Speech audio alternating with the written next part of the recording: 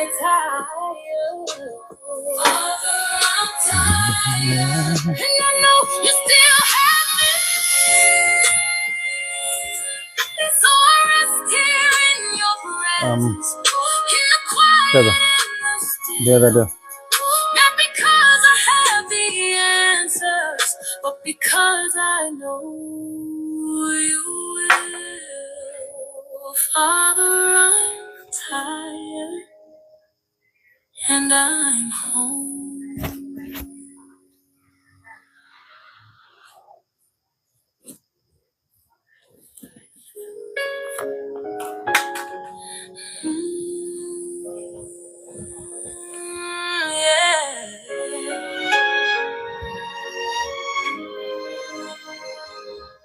Hi.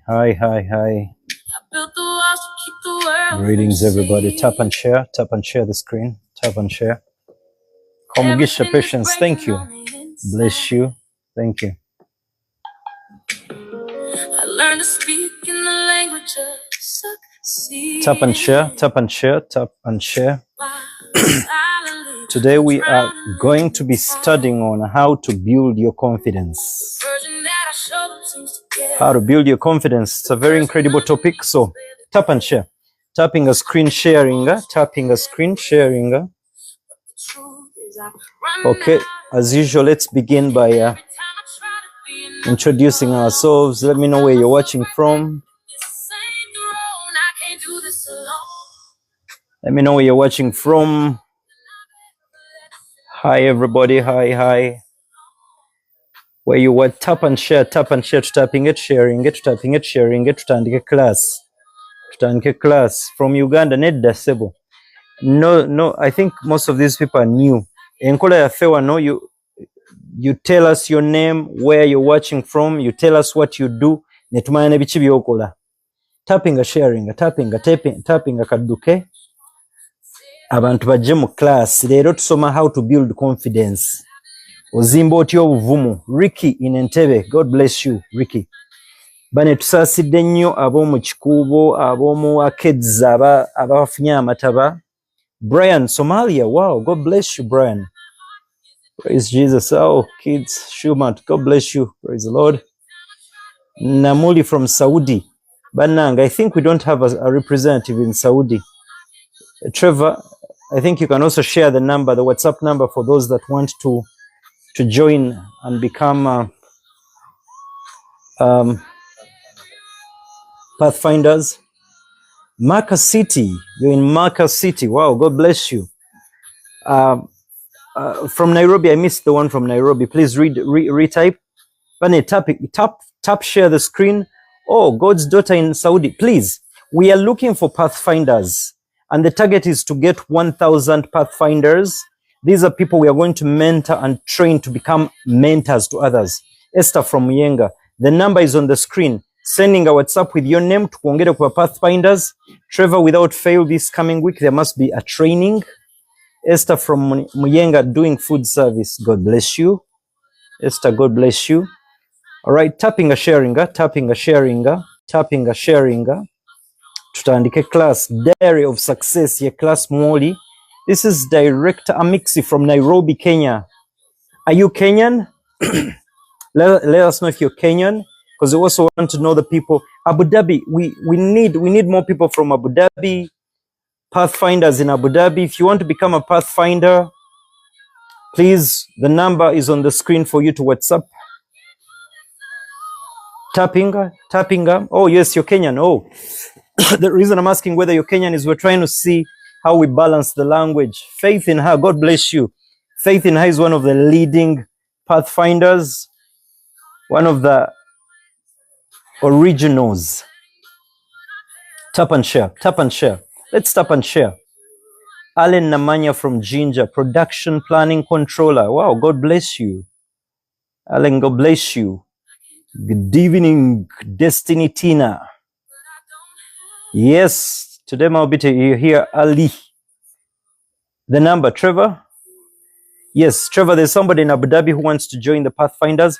We want to set up 1,000 Pathfinders globally from Uganda, Kenya, Tanzania, Rwanda. So if you're interested in being trained as a Pathfinder from the Institute of Century Leadership Institute is the one that's going to be training you. We are forming up some great partnerships with Stanford University and what's the university in South Africa? There's a university in South Africa.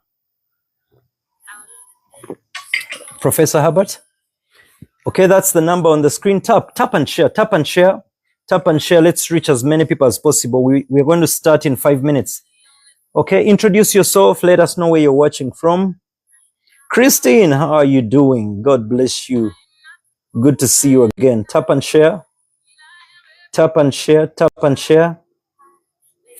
share. Let's bring more people into the classroom to Ige. Sol from UAE, Banange. We need more representatives from UAE, from Abu Dhabi. Sorry, UAE, from Abu Dhabi, from Qatar. Wait, Abu Dhabi and Qatar, is it? Well, Abu Dhabi and Qatar, are they this? Abu Dhabi? Yes, Abu Dhabi is in Qatar, right? So, Qatar, Sharjah, Australia, Canada, tapping or sharing. Crypto Bro, Dubai, God bless you. Tapping, tap the screen and share. Invite as many people. Ngabirano is in Mogadishu. God bless you, sir. We are about to begin the class, Vanange. We are about to begin the class. Another announcement. Yes, Abu Dhabi is the capital city of the UAE. Thank you. Who is this now? Arnold, that kind of language we don't use here. Let's be educated. Carson from Denmark. We need someone from Denmark and Sweden, please. The number is on the screen. If you want to become a Pathfinder, please WhatsApp that number. Let's add you to the Pathfinders group. Tap the screen and share. Now, I have another breaking piece of news to announce. Next Wednesday, we shall be live on the Property Show NTV page, helping people understand how to invest in real estate. We are going to be sharing over 50 businesses you can get into around real estate. Bw'oba oyagala okuyiga ebikwatagana n'okuinvestinga mu real estate, ebintu by'oyinza okukola mu real estate. So what you're going to do, whether it's right now or after the live, go and look for Property Show NTV page, follow, like.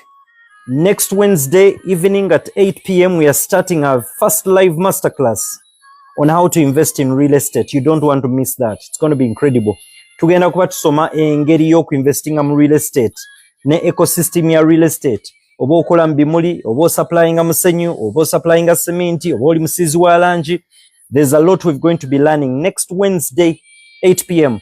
Go to the Property Show page, Property Show NTV, follow.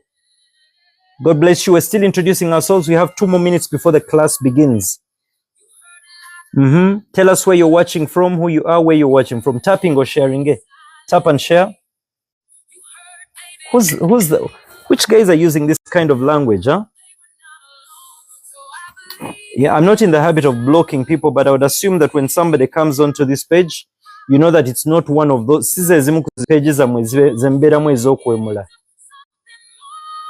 No. Please. Eno page tebeeramu language ezo. Tuli bagunjufu wano. If you want to be a part of the Pathfinders, the trainings are starting next week. The number has been pinned. Follow and WhatsApp. We're going to start. Tugenda tandika. I still need to know where you're watching from. Go ahead and tell us where you're watching from. Watching from Denmark. We need somebody from Denmark, please. Pathfinders, we need more Pathfinders. Josh, good evening. How are you doing? Melbourne, Australia. Oh, for the first time we got somebody from Australia. God bless you. Please, we need more Pathfinders. We need Pathfinders. Praise the Lord. We need, Canada. We have somebody in Canada, Australia. Katika mbabuli, Pathfinder, yani Pathfinder are the people that are going to be trained. You're going to undertake 2 months course and it shall be certified. Pathfinders are people we are mentoring under the Diary of Success in partnership with Century Leadership Institute for you to be able to, 1, grow yourself, personal growth and business growth, but also in turn to become a member. So we need Pathfinders from all across the world. Tapping a screen, share, let other people join in. If you want any more clarity, please let me know if you want to know how to be a Pathfinder. Josh Wise is in Dubai. Okay, can we have just 2 minutes to start. Tapping a screen or sharing. Get together, Tandika. Now, there's still the issue of language on this live. What is the requirement? Mrs. Dumba, right now for the first training, the first module is going to have only 3 weeks of training. Then the 3 months course is the one that will attract a small fee. The training fee, the Pathfinders, the first 500 Pathfinders that come on board are not being charged for the 2 weeks training. 2 weeks, you shall have 4 sessions. Then we have created a 3 months training course. Okay? Can we go? Tapping or sharing it. Tugena Tandika. Hello, Kims. God bless you. We're about to begin. We are about to begin. Tap the screen and share. If you want to learn more about real estate and what to invest in real estate, go follow the Property Show. When you follow the Property Show, you will, Wednesday 8 p.m., we have a training. I'll be joined by some experts to look at how to invest in real estate and what to invest in and how to invest in real estate. Okay, I'm trying to get Okay, are we on? Can we start? Tutandike class banange. Oh, Vince, if you want to become, how do you become? The number is on the screen. The number is on the screen. If you want to become, just send a WhatsApp on that screen. Pathfinders. Today we are looking on how to improve your confidence. Improve your confidence. How to improve your confidence. Now, leero tugenda kusoma ku biki ebizimba confidence. And let me tell you why the subject of confidence is very important. Oftentimes, you will easily miss out on opportunities because of the lack of confidence. Number one, business opportunities because of lack of confidence. Number two, as a guy, ojja kulemererwa okukwana omukyala gw'olina okuwasa. Confidence eri wansi. Ojja kulemererwa. Yes, there's a seminar on Wednesday at 8 p.m. 8 p.m. East African time. 8 p.m. 8 p.m. on the Property Show NTV. Go follow the Property Show NTV page. That's where the training on real estate and what to invest in real estate.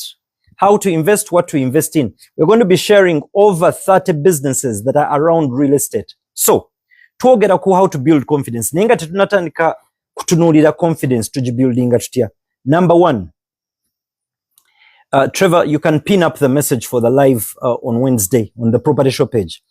Nti, as a man, you might fail oyinza okulemererwa okudating omukyala gw'oyagala because of low confidence. Two, you can easily fail to get the job you desire to get because of low confidence. Three, you can easily fail on a bid for a contract because of low confidence. Emikisa n'omukisa Katonda gwe yakuwa mu nsi muno confidence bw'eba wansi kizibu nnyo tuuka ku bintu by'oba oluubiridde. Now, we are looking at, but what causes this low confidence? Katutandikire wano. When you look at our background, as most Africans, our backgrounds come from a situation whereby we were in homes where bwekwatanga ku kintu ng'omulenzi omuto oba omuwala omuto bw'obanga oyina eddalu baaliyitanga ddalu nga buli ky'okwatako bagamba ba tokwatako, bw'ogezaako okuba nga abuuka ne bagamba ba tokikola. Now, psychologists say that our formative years, emyaka egyo egy'obuto, 2, 3, 4, 5 years omwo, muwayina okweexercisingira curiosity your curiosity, right? To dare, because naturally, divinely, God created us to be darers, because by nature, Trevor, share the information on where the live is going to be. It's going to be on the TikTok page of Property Show NTV. By nature, we were supposed to be creators or co-creators like God. Okay? Kati mu buto, mama ewaka ne taata bakugira. Recently, we had a situation in our house where continually, of course, our 4-year-old son would constantly experiment with things. Namenya chiri nayonona chiri. And there was a sense of a frustration. Naye bwe mbikula n'ensoma n'enzuula nga bagamba nti omwana omuto, era bw'oba ompulira ng'oli muzadde, omwana omuto many times olina okumuleka, because that's what shows the genius in them. All you need to do is try to control how much damage they do, but don't over-restrict them. Now, continuous criticism bulamu etera okuleetera omuntu okwewulira nga muli tamala. That feeling of not enough. You are a girlfriend, you were dumped by a guy who said your nose was big, you were shorter than should be, olina akuchawa. That criticism nekuletera okubanga olira low, olira mulinga tomala, right? Two, comparison with others. It's very easy for you to actually be there, and when you look at the level of your life and success, you like to compare yourself with other either classmates you went to school with, age mates.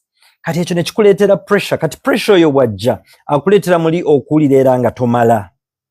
We're targeting that you'd be driving a car. By now you're not driving a car. That pressure hits you. You wanted to buy a plot of land by a certain age. You've not yet bought that piece of land. That pressure hits you.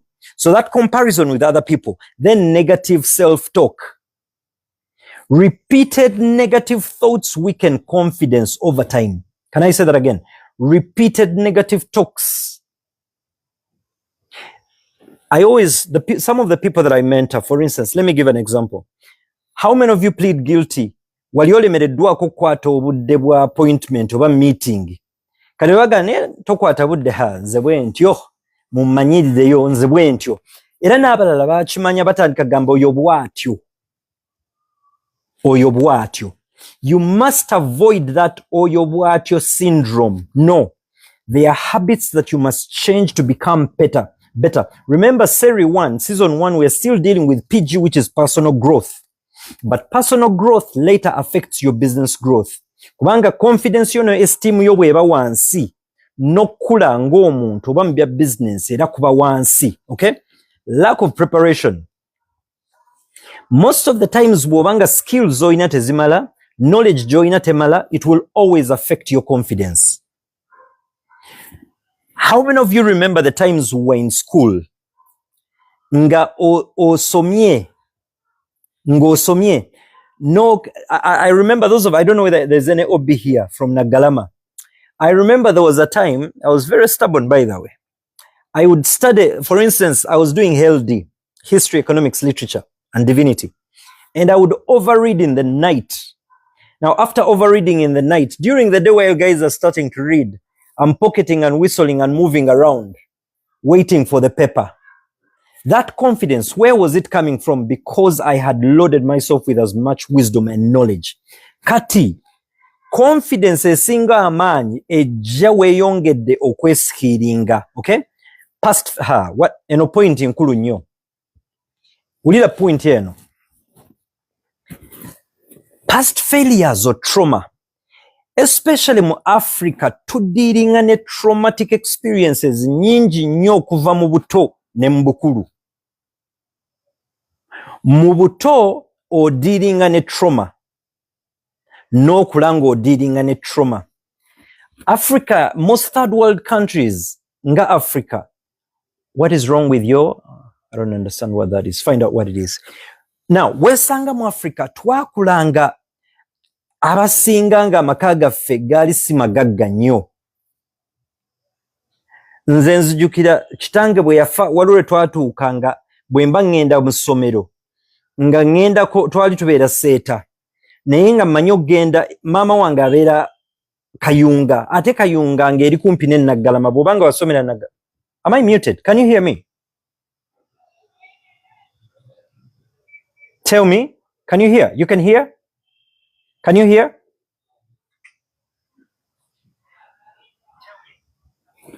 Great. Kakati ulira. Taata yali mugagga n'afa. Kati taata wange bw'amala okufa. That was trauma number 1. By the way, bw'obanga oli kuno nga wali ofiiriddwako omuzadde. Many of you never deal with that trauma and you never ever get over it, and unfortunately you never know, you can never acknowledge that you were traumatized. Any form of loss in this life will cause a certain level of trauma to you. Nkadde mwako mu Luganda nti buli traumatic experience joyita buli loss joyita mu bulamu buno eyina ka trauma kekuwa. Bakugobye ku mulimu waliwo ka trauma akajja. Boyfriend agobye waliwo ka trauma akajja. Girlfriend yakukyaye waliwo ka trauma akajja. Sente bazikubye waliwo deal joyingidde forex trading ne bakuba sente waliwo ka trauma akajja. The accumulation of this trauma will affect your confidence in turn. Okategedde akantu ako. Kati trauma gwe nayina nga tuli e Naggalama owulira abaana banyumya plot wa holiday. We shall go to Nakasero and play basketball. We shall go to Kololo and play basketball. Kati nga nze amaka agasooka gali seeta. Ag'okubiri ag'amaama gali Kayunga. Mwana watu nga sina bwe nnyingira mu mboozi ya Nakasero and Kololo. That was a certain kind of trauma. Yantawaanya nnyo. Kambabuulire kano musoke munsubize nti temugenda kuseka. First promise me you're not going to laugh, then I need to first see someone typing, we won't laugh. Typing I won't laugh, then I will give this story. Nkubuulire trauma bwasumbuwa. Webale, temuseka. Nzijukira lumu, mama wange mukyala Muganda. Namukwaya litisha. Ayagala nnyo Gomez. Lumu, waliwo abatandise oseka. Lumu ajja okunkyalira. Kati ennaku ezo Naggalama, I was was a kind of guy that girls kind of bali bandabawo nga ndi wakabi. My mother, please don't laugh. Anna, I'm seeing you, Anna. Anna, God is seeing you. My mother came in a gomesi. Mutandise okuseka. Ne batandika okunoonya nga nze mmaze omulaba mu class nenjifuluma ng'ayambadde gomesi ng'akutte, how do you call, baani abaabirabako bino ekikapu kyabanga kikapu ne mwekwekako. I hid. Ne banoonya nga tebandaba, nagenda eri mu kisaawe ne neekweka. Trauma. What was the trauma? Because of comparison, the girls bandabawo ndi wakabi. Kyokka bagaya abalala bambadde, mujjukira omulembe ogwo mugenda nti nkaddiye. Omulembe ogwo gwali gwa Cisco. How many of you remember Cisco? Nze mukulu wano. Cisco, poor lady, flawless. Cisco abana nga bambala jeans zino eza wansi. Bannange, mulembe ndi kuva mileni yo. Kati waliwo omuyimbi bamuyitanga Cisco ennaku ezo. Ndi mukulu sikyegaana. Nakyo kya bugagga ekyo. Kati guys are dressed cool and all that. Laba maama wo bajjira mu gomesi. Ne ngamba nedda. Sigenda mulaba. Nenne webale nnyo John Desire waliwo. Lwero oluyimba olwaliko ennaku ezo. Kati oluyimba Unleash the Dragon lwe lwalingawo. Kati ng'abaana babawunsinga. Kati maama wo laba bwazze mu gomesi. Bambi maama wange ate ngajjira mu taxi. By the way, kati temuseka. Because there are many other children in schools that deal with this trauma. Your mother's come in a gomesi, she's in a taxi, azze okukyalira. Eyo yali trauma. Ne mwekwekako ne bannoonya nga tebandaba. Mukazi wattu bambi yaddayo ebintu n'abireka, n'addayo. Era omusomesa n'annoonya, nenga wabaddewa, nga nti nabadde neebase, nabadde omutwe gunuma ne neebaka, nalimbawo bulimbi. Naye lwaki? I was not fitting. Mpulira sifitting. Now, if I had not dealt with that trauma over time, wandyesanze nti n'olunaku lwaleero nandibadde nkyadiringa ne trauma oyo. But now, let's first focus on this area. Many of you are watching right now, and the biggest challenge and dilemma you're dealing with are past traumas that you have not yet accounted for in your life. Oyina trauma, oyina ebintu bye wayitamu. Eri abamu, ladies, you're watching right now, right? How many of you ladies plead guilty? Wali owiddeko omuwala ng'agamba, abasajja mbwa. Men are dogs. Abasajja mbwa gasiya temuli kantu. This lady, that lady saying that is dealing with trauma. Is dealing with trauma that has not been dealt with. Kati bw'oyita abasajja mbwa, taata wo tumukoze tutya olwo? Ogenda nti abasajja bonna mbwa, olwo taata we yakuzaala tumukoze tutya? Naye omukyala agamba nti abasajja bonna mbwa, there's a guy that probably dumped or messed up with her life. Kati n'aqualifying abasajja bonna okubeera ki? Embwa. That is trauma. Bagayi nabo, ebaayo bagayi, chick, abawala misege. Abakyala misege. Oli n'avaayo n'agagamba. Remember we've talked about negative talk. Oli n'agenda agamba nti abakazi misege. Kati olwo maama akuzaala. Ate sister wo gwe wazaalibwa naye. Kati bw'obanga onoobuildinga confidence yo, oteekeddwa okudiiringa n'ensonga yo, okudiiringa ne traumas zonna z'okuŋŋaanya. Abasinga ku mmwe, abasinga ku ffe mu bulamu, twetisse emigugu gya trauma. Weebuuza lwaki nnyiiganyiiga mangu, waliwo trauma points z'oyina. Waliwo politician olunaku olwaleero ng'asobola okuvaamu agagamba agaswaza. Noga yiyi, oyo si MP, oyo si minister. Naye nga naye ayina trauma. Trauma has no age. Young, middle age, teenager, old traumas. And unfortunately, when you grow older, more traumatic experiences are accumulated in your life if you don't deal with them. There are people who have dated before. Your heart was broken. And someone says, I can never date again. I can never date again. That's trauma. Watandikako business neegwa. noga business gasia sisobola. You were once employed. Someone has reminded me, consider the people, international people. You were once employed. You lost that job. That was traumatic. That was traumatic. Some trauma can be good. Before we go to the things that will help you, there are 10 things I want to teach you on how to build your confidence. But let me tell you the trauma that is good. The trauma of renting pushed me into building a house. Typing a how. Soko typing a how ndio kemba bulide. Typing a how ndio kenkubulide. I've not yet seen how. Nchali nze how mbabulide. Naina landlord. Msajja mulungi mwagala nnyo. Amayumba ge malungi nnyo. Nali ngagala. Gali eyo sigenda gwogerako. Naye omwami ono yatuuka ekiseera n'atugaana okwoleza emmotoka mu compound. He said, no more washing cars in the compound. There are 6 apartments. No more washing cars in the compound. You're spoiling my pavers. That was traumatic for me. Nekwe, omanyi trauma ali mukupangisa. Omanyi kye notification. Nedda, I was not renting in Kansanga. Omanyi trauma. How many of you relate? That trauma of a notification to remind you that rent is due. Sente za rent ziri due. Kati rent yantawanyanga okumunzijukiza. Toyoza mmotoka mu compound. Music, worship music alekanye nnyo. Okusaba ozukusa ekiro okusaba. Nedda sebo. Musumba olekanye mu nnyo mu kusaba. The praying is loud. Rent is due. Rent is due. RID. Wandika mbu RID. Akagambo rent is due. Bwekata ku inspiring kukkiriza Mukama n'okola ssente mpola mpola n'ozinoonya n'ogula akatakako mpola mpola n'ozimba ennyumba then tojja kuyiga. RID, rent is due. Kawandiike, rent is due. Psychologically katawaanya. Kati that trauma was good. Okay?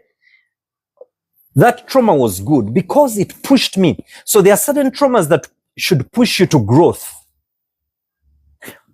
Trauma should not push you to self-destruction. Okay? Toxic relationships. Nazo zireeta low self-esteem. Nga tewukkiririzaamu. How many of you ina mikwano gyoba ina kyoyagala okutandika? The admin production team, Trevor, please. There are some people you need to block. Anyone using vulgar language, ebyo babitwale eri bannange. Whoever wants to use vulgar language, you go to the other pages out there. In this zone, tuli bagunjufu era ffe bye tukola bintu bya diplomacy. Okay? Anyway, toxic relationships. Ng'abantu bobeeramu all the time tebakukkiririzaamu. Ne njagala ngula akataka kange omwaka guno nzimbe ng'ozimba waggwe. Guys, these words land in your brain. It's like a field. Waliwo abasinga ng'otambulira mu bantu teri akuzzaamu maanyi, buli gw'otambula naye akumalamu bumazi mangi. Wabula bw'otambula namu buli lw'oleeta emboozi nti economy enfu n'oyongerezaako awo be mukwatagana nabo. Abo emikwano egyo gimu olina ogivaamu bw'oba onoozimba confidence. Let me tell you something. Ebiseera ebisinga olunaku lwaleero twabaddeko mu board meeting emu gye ndiko nga ndi ku board. So today I happened to attend a board meeting. Now in that board meeting, of course I'd prepared fully and I had material flowing out of me. But the more I even shared, the more confidence grew. The more confidence grew. Do you get the point?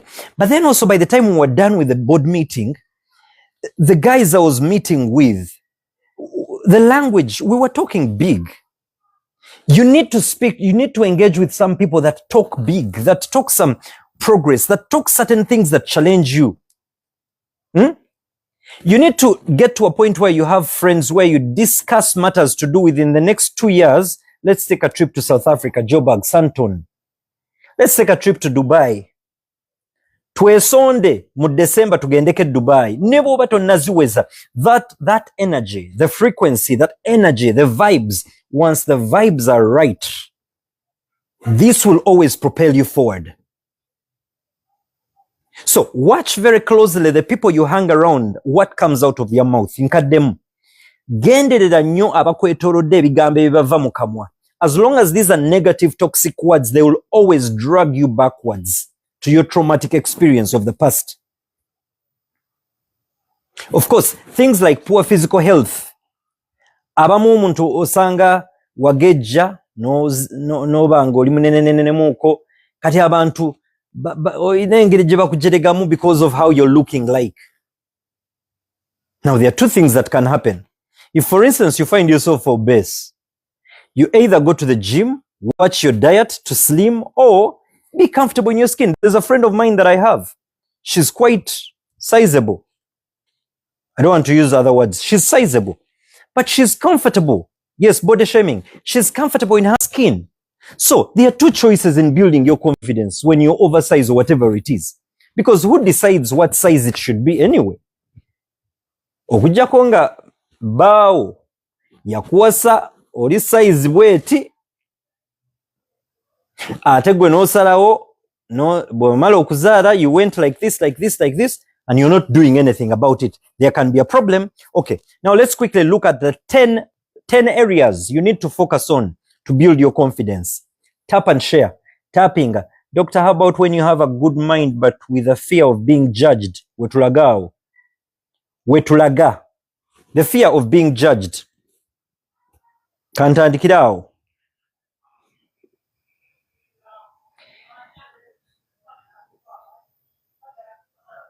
I gave this example last week in one of my posts. Mujjukira omukyala yavaayo n'agamba nti abakyala batunda mu boutique bonna bamalaaya. That all the ladies that sell clothes in boutiques are hoes. Thank you. Hoes. Now, analogy yetegeeza nti akagatto bwe kaba tekakutuuka ako si kako. If you're owning a boutique, and actually buchobo Trevor nga tewabungamba ndaba kati bw'oba otunda mu boutique, you have your boutique and you're not a hoe. If somebody says boutique people are hoes, that's not your shoe. Don't wear it. Ako si kagatto ko tokajja mukaleke. Oyina okuyiga okubaako ebintu by'otawa makulu mu bulamu buno. Now, tutandika n'ensonga esooka, how to build your confidence, kye tuliko olunaku olwaleero, on personal growth.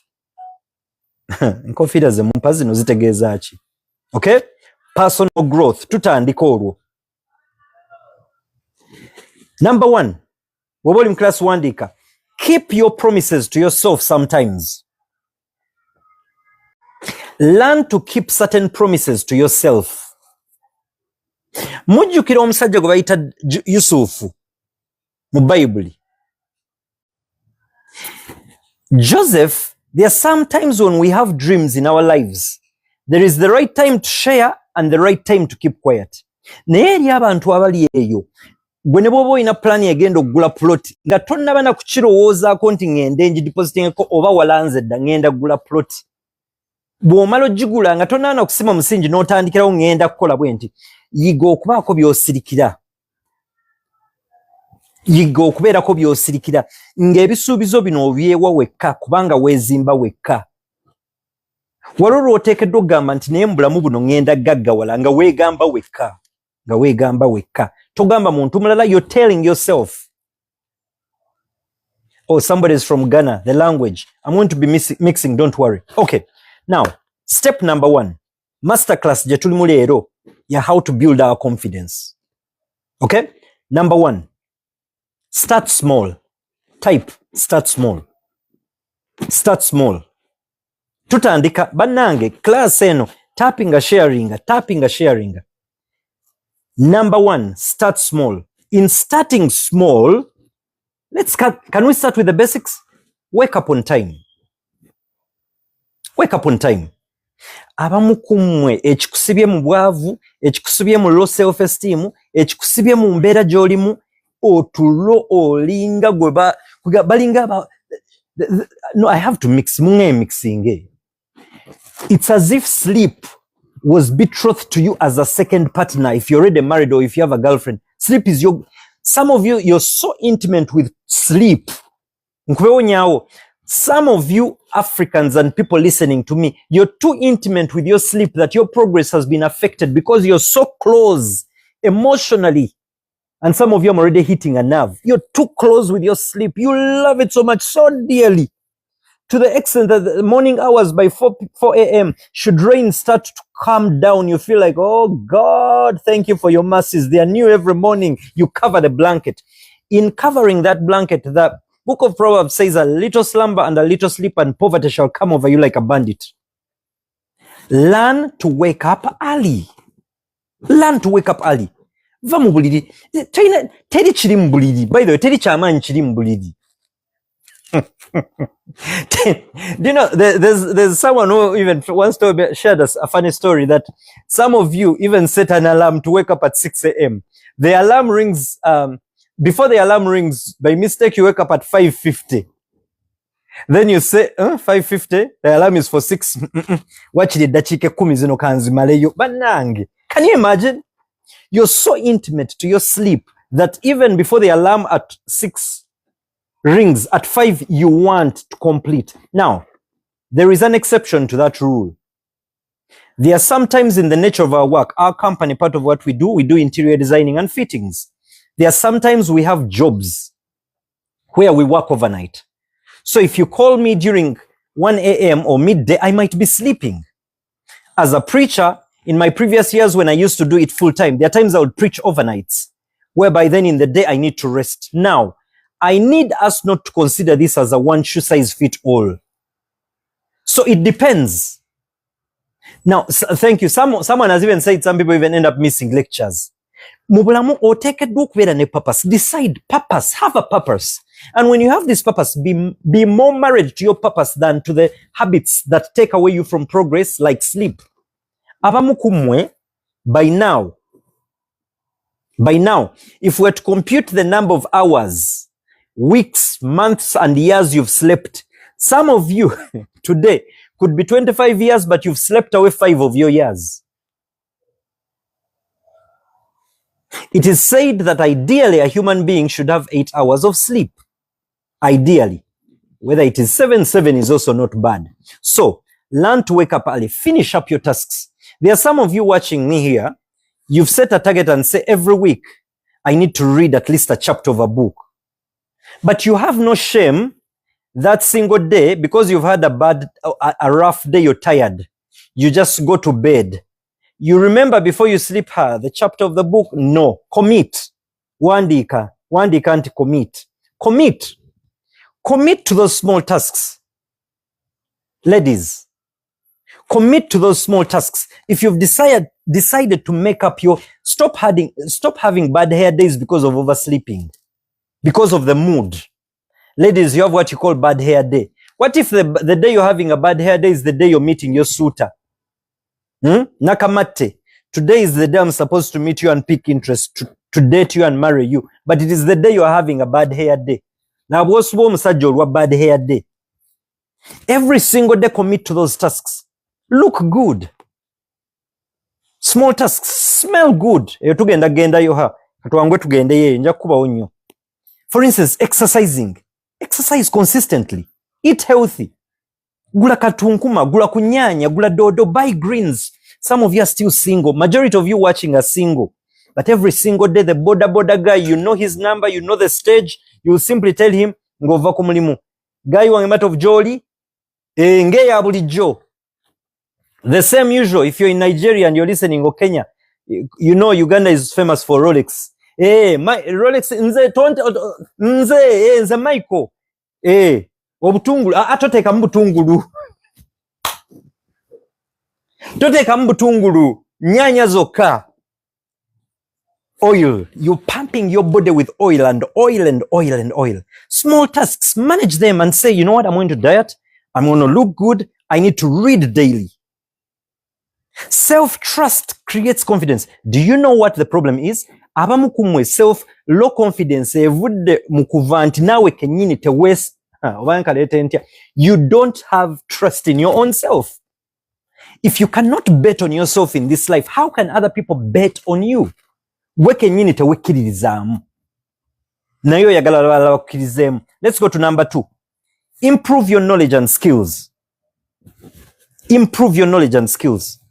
Abachala nabagamba, there is no lady on earth as ugly as a beautiful woman with a Brazilian human hair or weave with an empty head. Nkadem, there is no woman on earth as ugly as a beautiful woman with a Brazilian hair piece with an empty head. Nkaleta mu Luganda? I should use English. Okay. There is no ugly woman on earth like a beautiful woman with a Brazilian hair piece with an empty head. Build your knowledge base. Improve. Number one, keep learning. 2, keep training. Now we've made a call for Pathfinders. We're going to give you a free 2 weeks training. Then there will be a course we are adding for 3 months. That's training. That's capacity building. Read. I keep telling people, if reading is not your hobby, adopt it. Adopt it like a forgotten child. Adopt it. Read. Let me tell you something. The difference between you and your next neighbor who is very successful, the gap between you two is simple. It is right here. Have you heard that? The difference between the successful people you admire, most of the times, it is right here. Because by nature, by divine nature, we are all blessed people on earth. God bless all of us. Let me ask you a question. Those of you that are in Dubai, why is Dubai the way Dubai is? Why are the roads in Qatar the way they are? Why are the roads in Kampala the way they are? Why are there no potholes in Dubai? Because Africa, in its nature, even some of the leaders already have potholes in their heads. And you'll find that even the roads will, because, no. Let's talk about this. If we see a man opening his zip to urinate on the road, then we clearly know even the head is like that. Why are the roads in England, Australia the way they are? Because of the mindset and the skill set of their leaders. Africa, why do we have narrow roads? No cycling lanes, no pedestrian routes? Because of the leaders. Emitwe, head, Emitwe. You find some of you're driving a Subaru, BMW. Nolia, you eat a banana in your car and you throw out head, mutwe, empty head. How? Now, but then the problem is you wonder how you can reconcile how a man can have the money and access to wealth to buy a Range Rover, but still have an empty head that can peel a banana and throw it outside of the Range Rover. Oh, Senta ya banzibe, did you just steal the money or what? Because ideally, that smartness must be matched with some kind of wisdom. Are we together on that? So, part A, learn, keep learning every single day. Have some friends that challenge you. Let me ask some of you that are watching right now, how many of the friends in your phone book today you have a conversation and they challenge you? Can I give you a very interesting scenario? One of the texts that I love so much in the New Testament is when, how many of you remember, Nia was there? How many of you remember? Do you remember the time Mary went to visit Elizabeth? How many of you remember? If you remember, sir, you remember, so that I can proceed. Thank you. Mary went to visit Elizabeth. What does the scripture say? That the baby in her womb limped. What does that mean? That there are friends you meet and interact with, and the dreams in you come alive. Waliwo abantu bosinkana mulamu n'owuliranga ebirooto byo bizze bujja naye waliwo bosinkana ekirooto kyo ne kikonziba ne kyekanga ne kigaba bannange ono gwe nsinkanye mulogo agenda kutta kirooto kyange. You need to stop interacting with dream killers. Interact more with midwives that help you birth that which is on your inside. They build your confidence. They tell you, Jachikola, I know, I believe in you. I have such friends. Mbaina, I believe in you. Ed, I believe in you. You need friends. Please, starting tonight, get your phone and edit. Recently, I think a week ago, I'll confess this, I went to my phone book and deleted a couple of numbers. Many of them, they were not adding value to me. You have heard this. Let me say it again.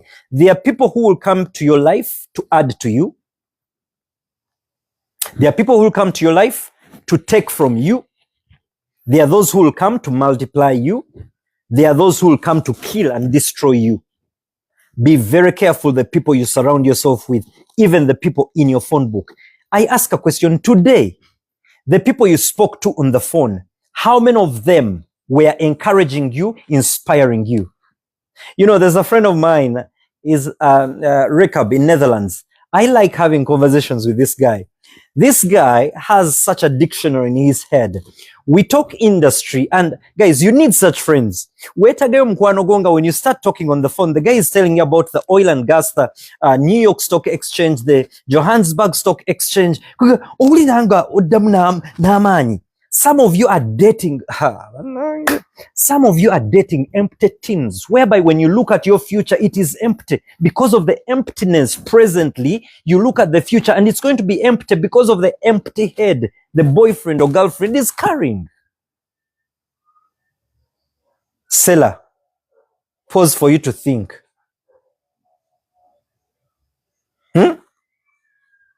Someone has asked a question, where do you find such people? Let me tell you something. Focus on you. That's why point number 1 was about you, not about everybody else. Build your value. People will look for you every time you build value. Wezimbe. Buliro wezimba abantu bajja kunonya. People never look for useless people. People always gravitate towards useful people.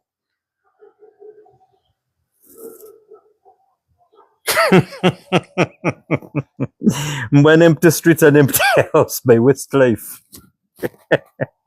Ulira. Teri chinyizanga guy kutandika kwana mchala.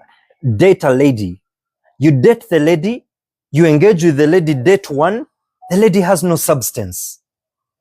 You order for the tea. You order for a meal.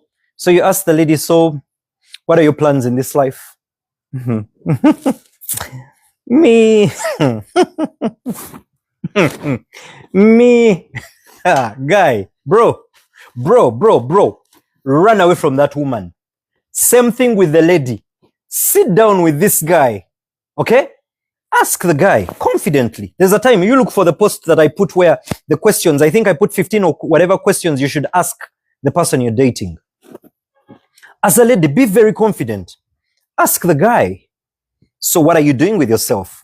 I'm an engineer. Oh, you're an engineer. Oh, that's incredible. Are you employed? You're self-employed? It's your company? No. It's my company. I built it from da-da-da-da-da, and this is what we're looking at. We're looking to scale up and do. Now, even as a lady, you feel like, yes, now we're talking. Now you meet a guy, you go out on a date, and you ask the guy, so what do you do?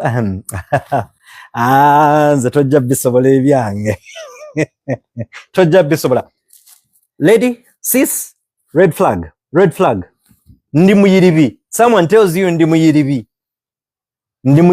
What do you mean ndi muyiribi?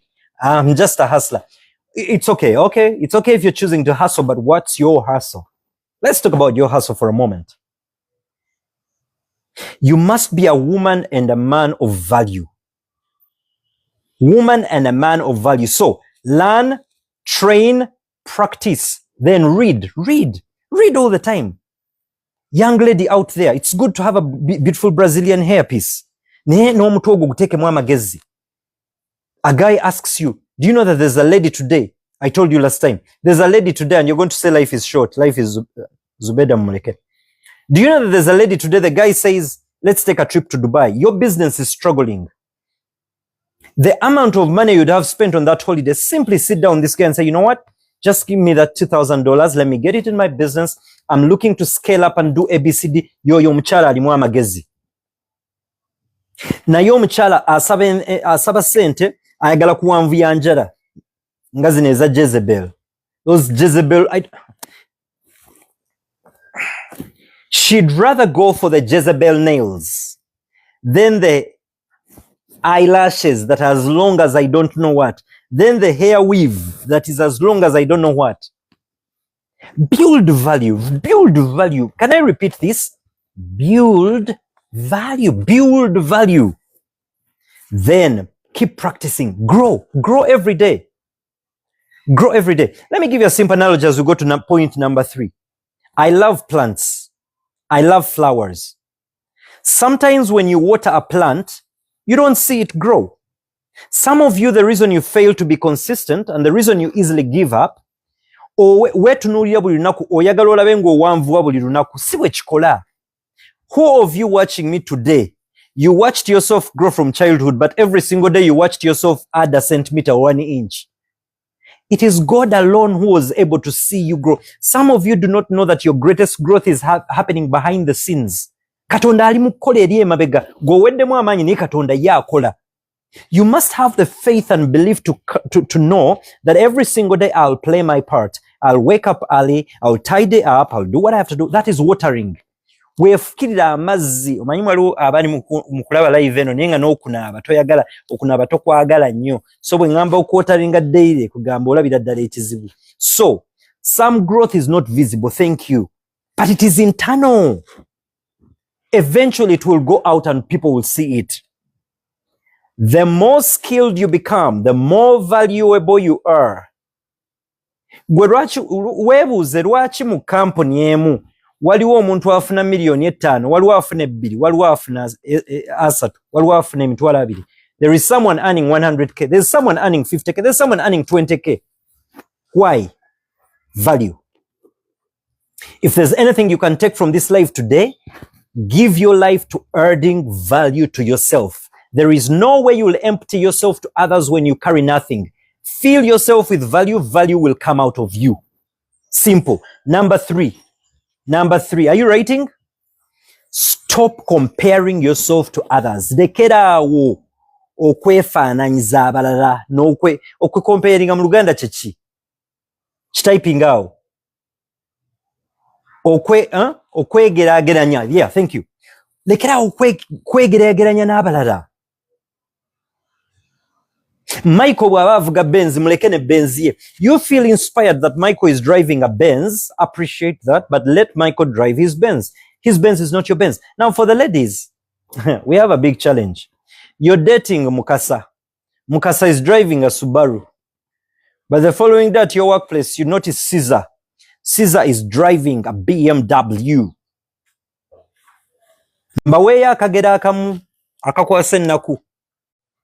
One day in school, a particular school X, a parent came to visit his child, but he came in a taxi. Listen very closely. And he told his son, "Why are your grades like this? Always performing poorly. Don't you see others? Don't you see how the others are performing?" The boy listened carefully. Do you know what the boy responded? The boy said to the father, "Daddy, when you come to visit me in a taxi, don't you see the other fathers that are driving BMWs, Range Rovers, and Mercedes Benzes?"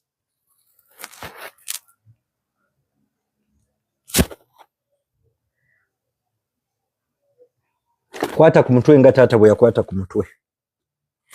Taata n'agamba ekiki? Kakati. Ansooka njirika puzzle kano ndowooza kazze. This puzzle that usually comes to disturb. Tukamaliriza ka puzzle. We are back. Mbwawo nenfa. Kakati, lekerawo. Now, let me ask you a question. Who of you has ever seen a border man? Mercedes Benz neekuyitako. Gowa boda n'ogamba ngenda kulaga. Owa boda, you're on a border. A Mercedes passes you. And that's how some of you in life are. Learn to live life and walk and run at your pace. Be inspired, be challenged, but do not be prompted to want to compete unhealthily. To comparing. Nterubawa example. If your neighbor, you continually hear an aroma of beef, abasiramu munsonyiwe, you hear pork coming out, Mukifo ky'okumuloga, mukifo ky'okumuwalana, go and ask your neighbor. This is health competition. Go ask your neighbor. How do you do it? In this present day economy, how are you able to boil meat? How are you able to buy super loaf for your family? Then neighbor Mukasa will tell you, you see what I do? I started saving in a unit trust. Now this unit trust started to give me some interest every month. So every month, I do not eat what I've made. I eat the profit. The profit is what I buy meat on. Many of you are watching me, but you are actually consuming your capital while comparing with others that are consuming their profit. Nkaddemu amagezi gajje. Ogezaako okwegeraageranya n'omuntu ali mu kulya amagoba gwe ng'oli ku capital gw'olya. And some ladies, you have ended up putting pressure on your men or your boyfriends because you want to be like Sharon. Yes, some even take loans. You want to be like the other one. You want to be like the other one. You want to get your shoe. Fit in your shoe. If it's size 42, size 42. First fit in it. Because the friends you are among are renting 2-3 bedroom houses does not mean you go take loans and salary advances because you also want to fit in. Firstly, be comfortable with where you are. Not too comfortable to stay there, but comfortable enough to be able to build to the next level. Mukategedde akantu ako. So, comparison will always destroy self-worth. Kambabuuza akabuuzo. Wali olabyeko akapapula k'emitwalo 5 nga kalwanagana n'ak'omutwalo gumu. Did you get that? Have you ever seen a 50,000 note fight with a 10K note? 50K is 50K. 10K is 10K. And that is why coins make a lot of noise. Because the value is almost empty. The value is empty. Please do not be a coin. Build your value so that you become a 10K, 20K, 50K, later on graduate and become a $100 note. Grow in value. Now, remember, the reason we should stop comparing ourselves with each other, by the way, this has killed so many people. It brings envy, jealous. It kills so many people. Why? Because you're trying to be like someone who's running a totally different race. Listen to me. Number one, everyone's timing is different. That is why, give me an answer since we're in class. How many months does it take for an elephant to produce a baby elephant? Mutaipinge. And I'll tell you the moral of the story. Type. How many months does an elephant take? 2 years. 2 years. What is the gestation period of a rat?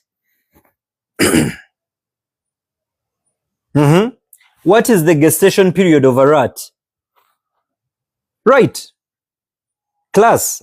1 week. 20 to 1 week. Double check. 30 days. A rat, 30 days. Someone is saying 3 months. Give me the accurate one. 2 months. Okay. 21 days.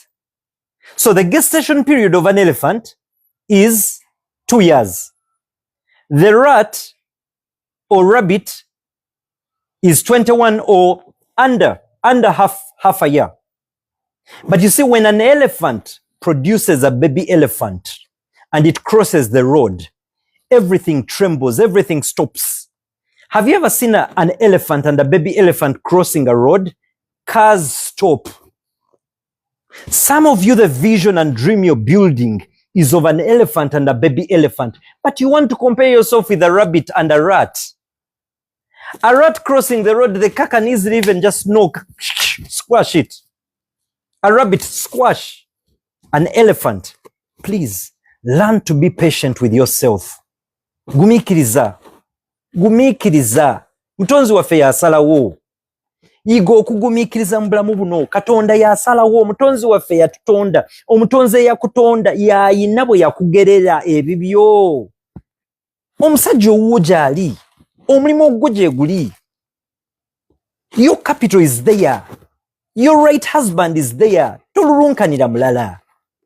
Be patient. Be patient. Different people have different timings, have different opportunities, have different journeys. Aha. Bangambe professor aliruddawa. Professor muyingize. Professor bulijjo nkunoonya. Bane mukube ku bugalo. I need to see a hand clap because when professor comes to the class, Professor Ronnie aliruddawa. Please, Trevor, try to see. Try to see if Professor Ronnie can join. Professor Ronnie can join. Hey, Professor Ronnie, nkugoberera nnyo. I like what you're doing. Nga bwajja tweyongereyo kalala. Improve your appearance and health. Ne bw'oba ofuna katono. It doesn't matter how much you're earning.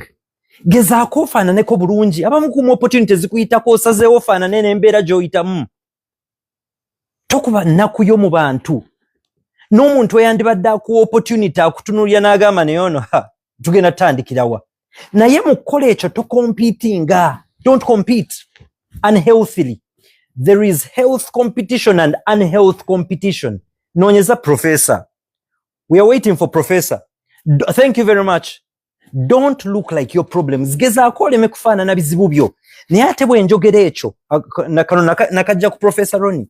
Bw'ofunayo ka chance kati juzi weekend ewedde bw'ogoberera page yange official page Dr. Edwin ojja kundaba nabaddeko ku mazzi nembeerako ku golf kugayiga okunyumirwa obulamu bwo ate tojjemu ekintu ekigaa nti obulamu bumpi nedda obulamu buwanvu. You will eat all your command and think life is short and then you will live beyond 25, beyond 30 and you're still there. So life is neither short nor long. Life is life. So improve your appearance and health. Grooming. Bagayo yeyo. You've met a girl.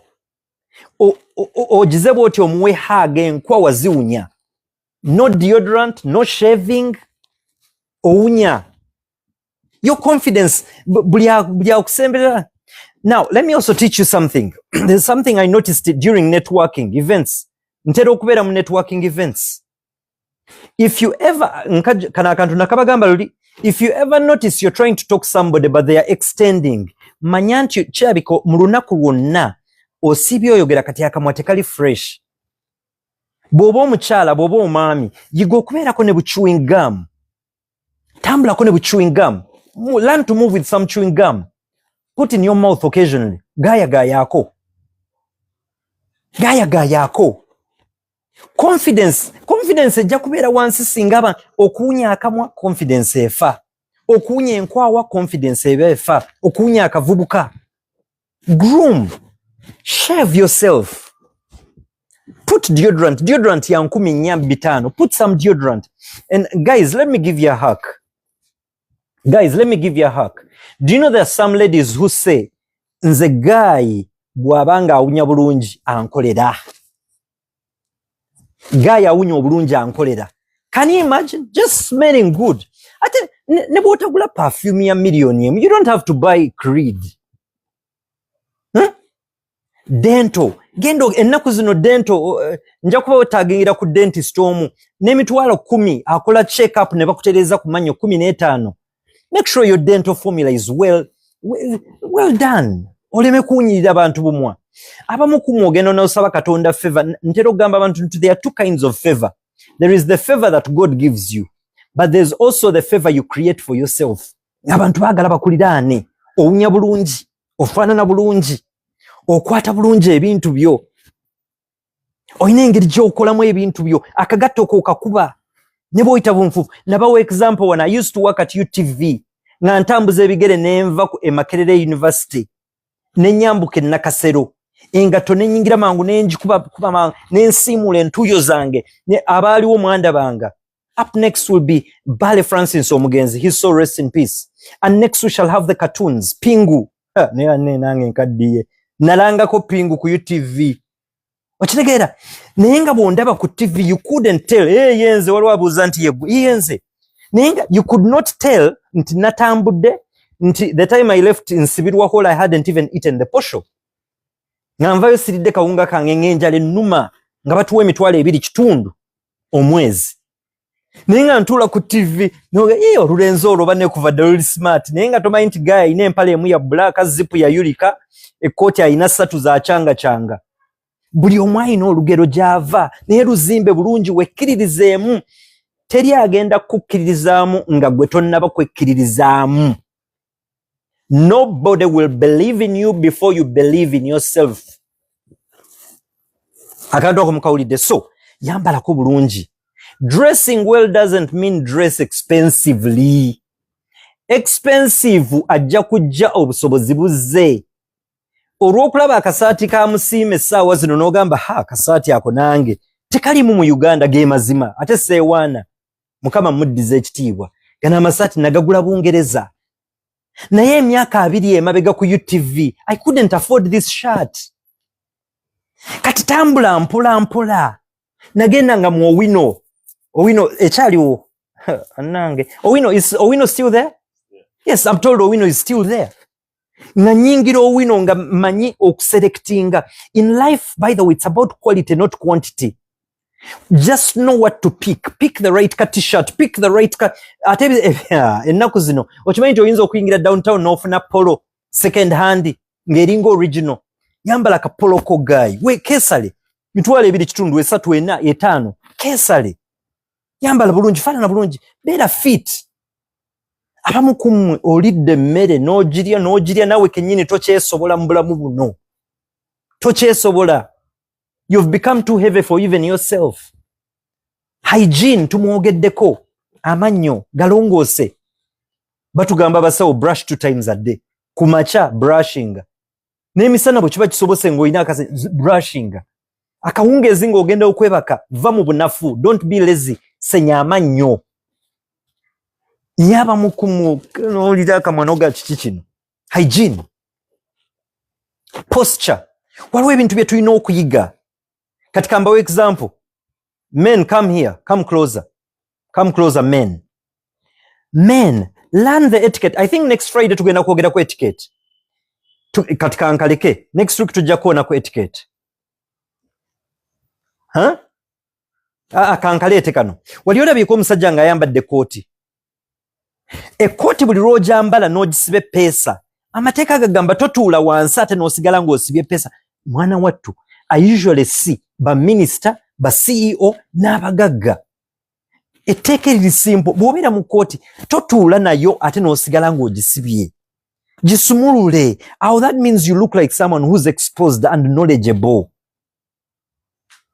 Etiquette tujja mutunuulira week ejja. Gentlemen, I once posted for you. You never greet a fellow gentleman while seated. Nti right now singa omuntu omwami ajja okumbuuzaako nga nnyimuka mubuuzaako bulungi with a courtesy bow. Etiquette next Friday. Etiquette empisa next Friday. Tweyongereyo number 5. Devolve positive self-talk. Wejjeemu ebigambo bino. Sisobola, seemala, oba seemalirira, oba nze bulijjo nnemererwa.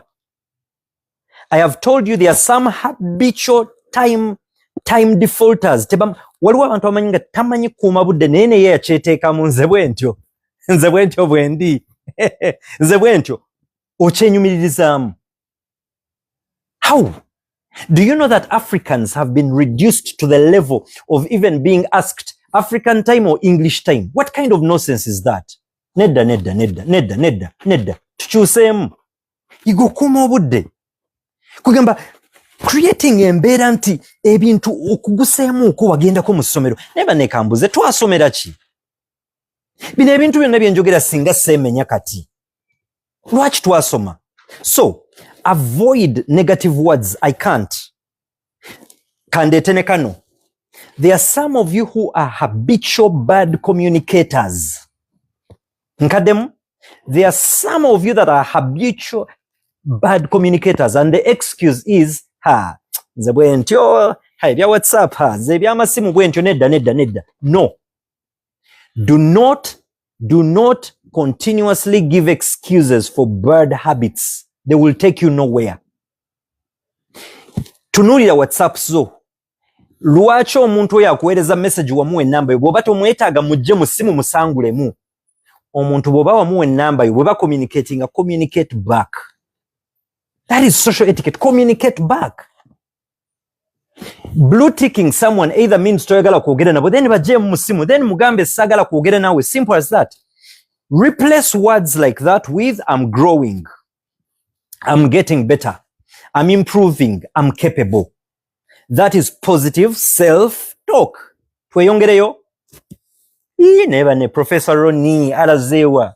Singa akomawo banne Professor Roni twani muyingiza n'abaako kyatuwa. Face your fears gradually.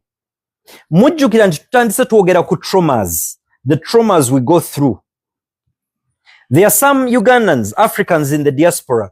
There are some traumas that you had in Africa. You decided to carry them with you to Europe. There are traumas we went through school. Do you know, Kambawulide? Do you know that when the British brought their education system in Africa,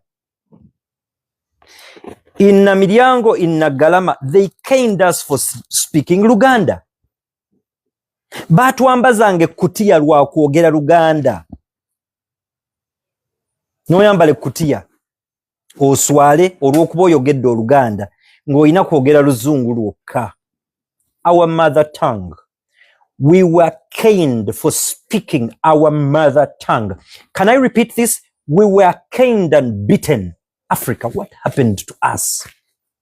We were caned and beaten for speaking our mother tongue. Can you imagine that? And do you know that there are schools that still behave in an archaic manner like that? So, when you learn to face your fears, there's a masterclass we shall do on public speaking. You then gradually learn how to talk among people. Omanya abantu abamu nti batya n'okwogera mu meeting. Someone has added bones. Hey, but sibanga amagumba lwa kwogera lulimi lwaffe. Okay, let me pause a bit. Manyi ntambudde ku speed nnyo. Let me pause a bit. Can you imagine that? You were born a Muganda or born in Uganda and the language spoken is Luganda and you are beaten, you're put a bone in the neck and a sack because you've spoken your mother tongue. Education system bwete bwe yali. Ne batuwa ebibuuzo. Olumu ne tubigwa ne batukuba kibooko. Naggalama baatukubanga. Naye nga bakubira ki? Butajjukira Napoleon nga bwe yalwana lutalo. Napoleon agenda kunnyamba ky'olunaku lwaleero. Butajjukira Bastille ngeri bwe yagwamu. Butajjukira mukyala Napoleon ngeri gye yayambala ngatto ze. I believe strongly that Africans, that's where our confidence was greatly dropped. Nkaddamu y'ensonga lwaki Abafirika tusimba zirayini tufune visa eyo ne tubonaabona nga tulabira ddala. By the way, I am one of the people that has no problem with whether you're in Europe, Denmark, Sweden, America, it is okay. I love my country, Uganda. I love my Africa. And I'm comfortable in Africa. Era nze mikwano gyange Bulaaya mbagamba nzija bakyayirako bukyalizi na kushoppinga na kubuulira njiri na kubaako byamagezi byenjogera n'enkomawo e Uganda. Naye nze sinyumirwa mboozi ze tutandika kuvumagana nti Uganda esinga Bulaaya. Bulaaya esinga Uganda. Have you had such silly conversations? Such conversations actually go on social media. Uganda esinga Bulaaya, nedda. Bulaaya esinga you. What kind of nonsense is that? Where do these unhealthy comparisons come from? If you prefer to be in Britain, be in Britain. If you prefer to be in Uganda, be in Uganda and enjoy. Enjoy, okay? So, learn to be bold, to face your fears, learn to speak in meetings, learn to introduce yourself to people. Musoke msembere. Stop using these words. Mpulira abantu mu meeting.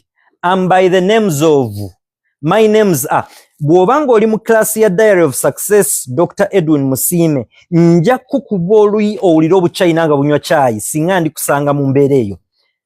My names are, somero kiri wasomeramu.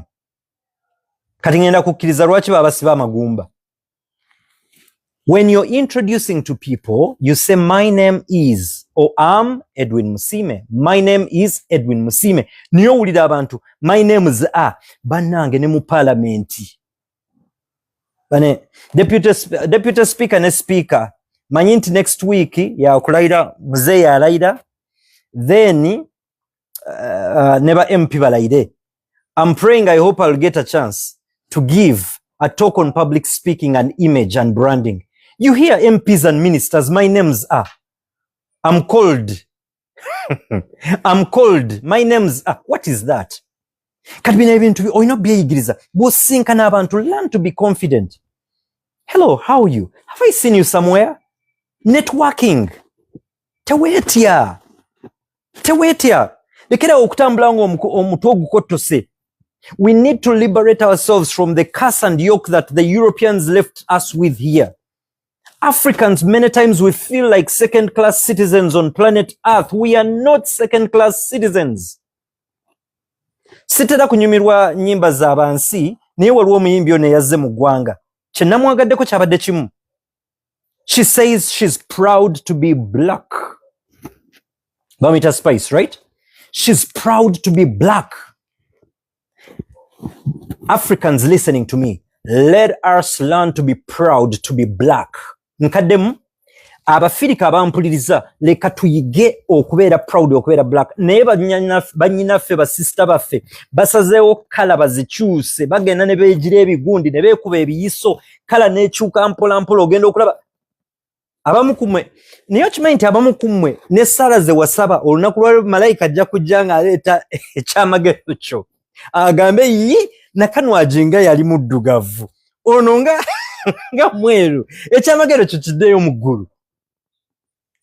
Ladies, you're beautiful in black. You're beautiful. Bwaba wawonga taata wote yakigamba nze kankigambe. You are beautiful the way you are. You're beautiful. Some ladies are so beautiful with their natural hair. First lady. Natasha Museveni, muwala wa Museveni tutera omulaba. Short hair, very beautiful, demure, cute. Naye netwetika Brazilian hair azitowa, waliwo abamu ne mugenda ne muwongeramu ebizigo biwunya ne kino obulamu ne bulamu kibuno bwe tutambuliramu. Ladies, can I say this again? You are beautiful the way you are. You are beautiful. You're beautiful enough. Tochisusa. Kala jireke.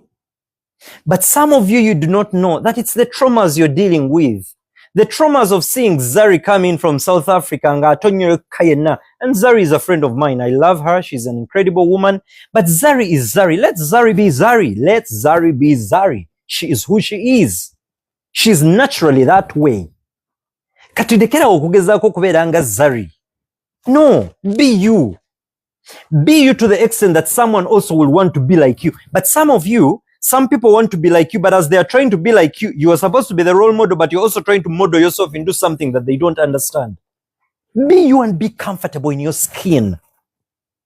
Gwe kankubulire, teri kinyumanga mukyala, kano kankabagamba abakyala, teri kinyumanga mukyala, asalawo okwekuumira, ka makeup n'oboba kakoze nga kali subtle. Kagamba okakawalide, subtle makeup. But ladies, our sisters, there are some of you, you layer on makeup. One layer, second layer, third layer, fourth layer.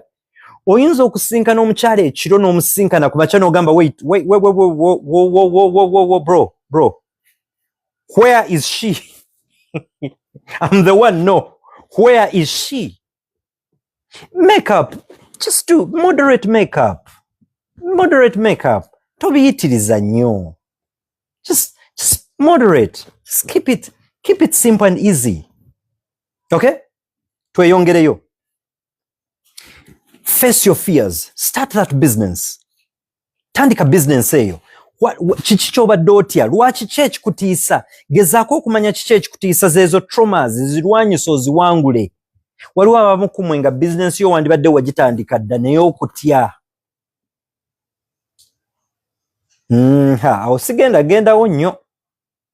Waliwo abamanyi okwekyusa, bamuzaala mwami, ate tugenda okulaba akola ati. Awo sigendagendawo nnyo naye nze nnono gye ndeese ngambye, learn to be yourself. If God created you that way, be you. If you're a man, be a man. If you're a woman, be a woman. Again, you knew.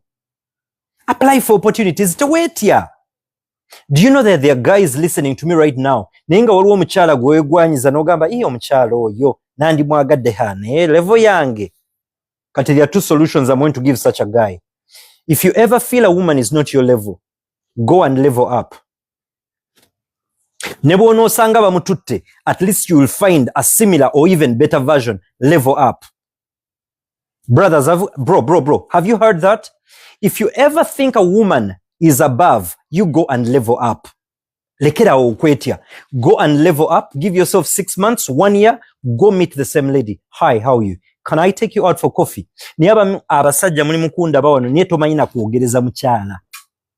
Tomanyina gamba mukyala gwoyagadde nti gwenjagadde. Abamu kumwe tonnaba kuwasa sinti toyina busobozi. Niye tomanyina kutuukirira mukyala mugamba. You don't know how to approach. You don't know how to approach a woman. If you can't approach a woman, what are you going to approach? Be confident. Then eriyo n'abakyala abamu, a man approaches you gamba na level ngasi level tewetya. Someone is saying 6 months a little. No, what we are saying, we are not putting, I think you've just joined. I've said whatever information I'm giving you, it's not a one shoe size fit all. If you need 6 months, do 6. If you need a year, do a year. If you feel you need 5 years, you do 5. That's up to you. Tweyongereyo. Number 7. Learn to spend time around positive people. Learn to spend time around positive people. Avoid people who criticize all the time. They mock your dreams. They drain you. Banange. There are people in this life who have been anointed to drain your energy. Abamu kumumuloza nti Sitaani atambula ajja n'amayembe abiri waggulu bw'ati. Nedda. Kankubuulire ennaku zino Sitaani tatuma yeesitukira mu bantu. There are people in life who are specialists in draining energy, negative vibes. I don't deal with those kinds of people in my life. I don't deal with them. Yiga ate nawe yiga enjogerayo mu bantu. Next week tugenda kukoonako nnyo ku etiquette. Bane mbajjukiza classes zaffe ziriyo buli Lwakutaano ssaawa 2. Ssaawa 2 tuwunzika by ssaawa 3:15 awo tuba tumaliriza. Era tusigaze eddakiika nga 15 ngende nange neeteekateeka ensooke nsome ku bitabo ndyoke nsabe neebake. Neewulira ebaayo abantu b'osemberera naye nga beera n'abantu nga bakuzzaamu amaanyi. Y'ensonga lwaki nabaga nti baako pages z'ogoberera. It's sad that Professor Ronnie tumumisinze. Trevor, try to check out whether you can get him. Goberera abantu. Professor Ronnie. Go follow Professor Ronnie. Follow Andrew Chamagero. Musoke mtyping yawo ku bantu awo. Follow Omumbejja. Omumbejja nerabide n'erinnya ly'omukyalo oyo muyitirivu. She's incredible. I want to bring that lady on live soon. Omumbejja. Waliwo Newton Buteeraba. Mwami Kachiika. Haji Bakaluba. Yes, Omumbejja Ndagire, yes. Musoke mtyping awo ku bantu. Leila, yes. Aha, Lugonvu. Singa muntu agingira kwa. Dr. Aisha Kasolo, yes, thank you. Tutyping awo. Aha, Omumbejja Leila. Haji Bakaluba, Hilda, yes.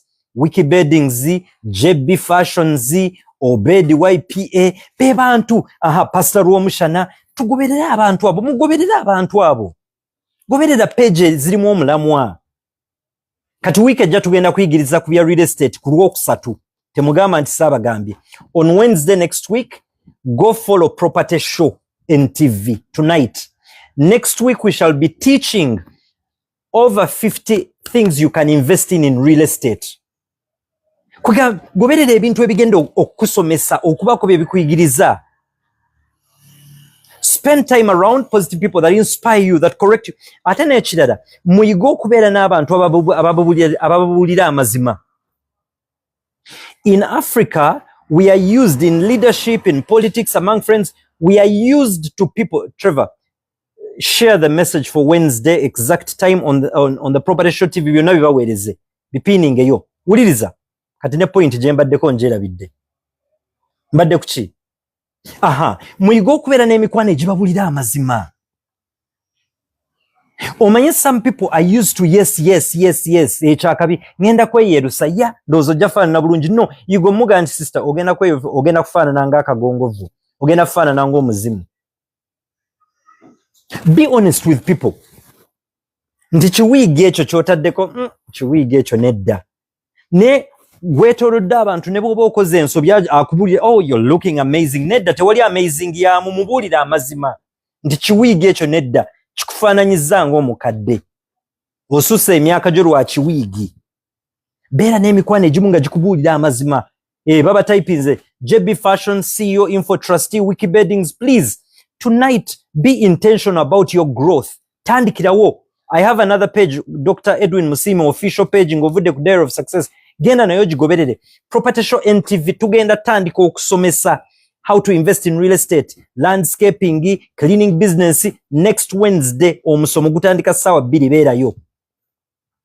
Number 8, stop seeking validation from everyone. Validation chechi.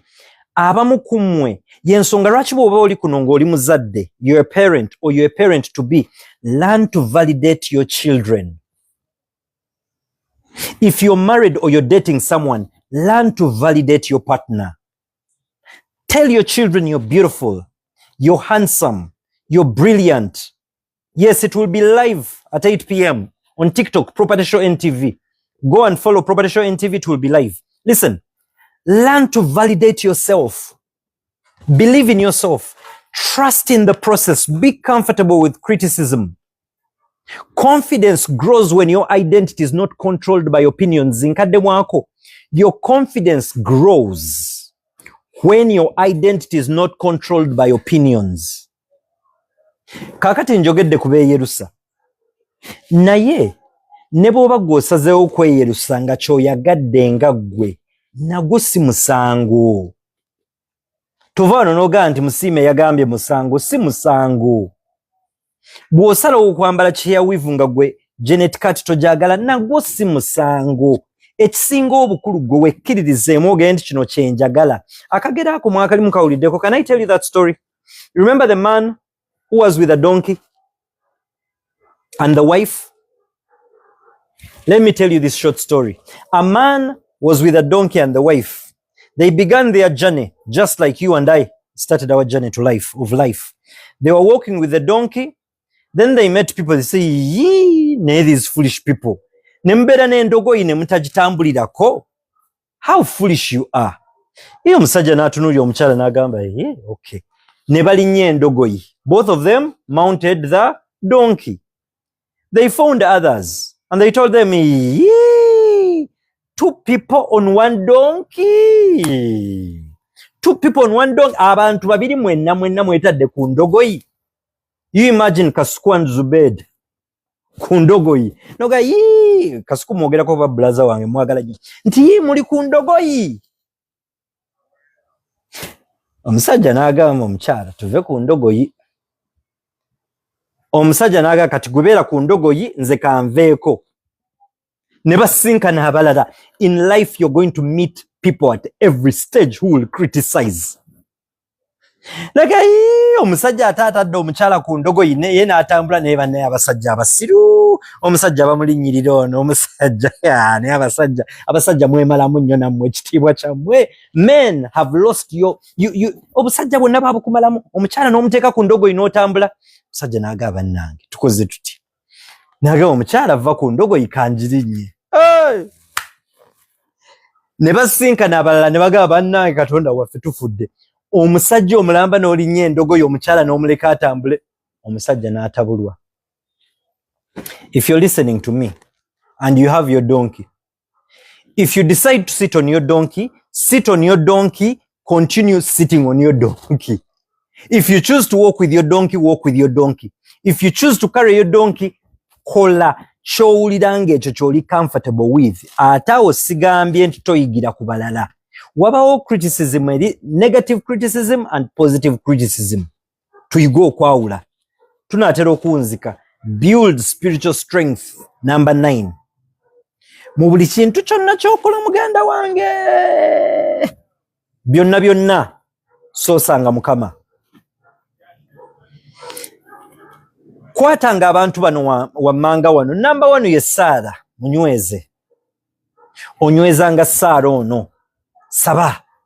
Every single day. Be a prayerful man, be a prayerful woman. Kubanga byonna amagezi mukutya Katonda mugatwandikira. Build spiritual strength. Meditation. Yigo okubeerako mu kiseera ng'osiriseeko abantu abamu ku bandaba tosirika mu bulamu buno. You talk. Some of you in this life, your downfall has been talking too much. You talk and talk and talk and talk and talk. Yigo okusirikako. Bw'oba wali osiibyeko, I usually encourage people, sometimes learn to fast not food but words. Yigo okwewaayo ku kisiibo ky'ebigambo osirike. Omuganda yalugera n'agaa nti atoogedde takola kiteyejjusa. He that keeps quiet sometimes will never regret. Sometimes some of the things we say are not necessary. Some of the words we say are not necessary. Buli lw'obanga ogenda vaamu ekigambo oba ebigambo olumu sooka ofumiitirizeemu, learn to meditate. Yiga okwewaamu ka time. Gendako out, wetwaleko out. Let me ask you a question. When was the last time you took yourself out somewhere, to a beach, to a quiet place? Yes, thank you. When was the last time you took yourself out somewhere, to a quiet place, serene place? Osirikeko ofumiitirize ku bulamu bwo gwe ng'omuntu nga si gaya akututte si mukyala wabula gwe yeetutteko out. No meditating, no sirikira, n'owulira ku bulamu, n'owuliriza ka music akalungi, n'osirikako n'obeerako awo. N'olowooza ku bulungi bwa Mukama. You need that in your life. It builds confidence. It does build confidence. Reading the word. Soma ku kigambo kya Mukama. Gratitude. Gratitude. Yiga okubeera omuntu asiima mu bulamu buno. Banne kano kansoke nkawe eddakiika emu bbiri. Yiga okubeera omuntu asiima mu bulamu buno. Katonda buli lwakozesa omuntu n'abaako kyakukoledde, n'abaako waakuyisizza, ne bwe kaba katono katya, ne bwe kaba kanene. Yiga okwebazanga. Nti gundi weebale nnyo. Wannyambye weebale ku kino. Weebale. Tuyiga okusiima bannange. Tuyiga okusiima. Gratitude. Tuyiga okusiima.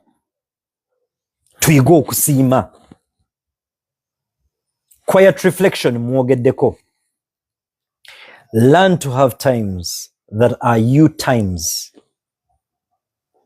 Learn to have me time. I've heard some people say, Katonda tewamusanga ku nsozi, Katonda ali buli wamu. Tewabaawa kusalira wa Katonda gye bamusanga. Gwe weesalirewo. Oba Katonda ow'o yagadde musisinkana ku lusozi, genda ku lusozi. Bw'oba oyagadde genda ku Lake Victoria, genda ku Lake Victoria. Please learn to have moments where you simply reflect on your life. Naye kamba bulireyo ekintu kimu. Kana akagero wali okawuliddeko. Waliwo omusajja, there was a man.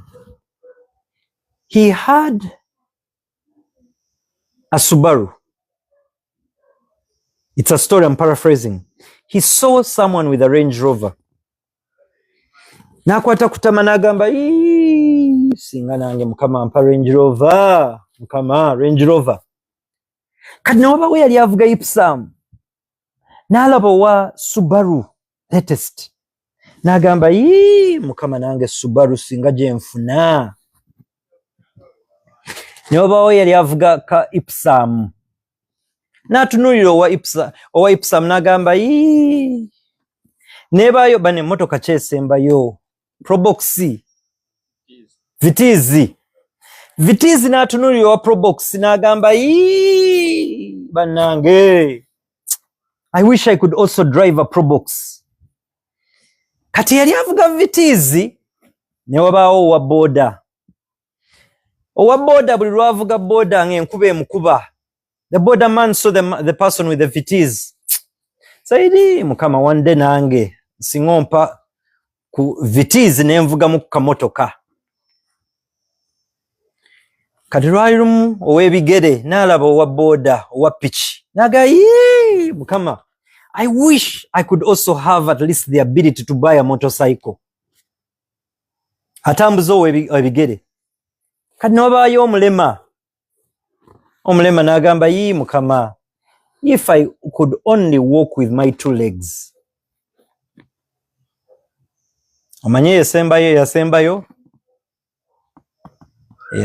yali afudde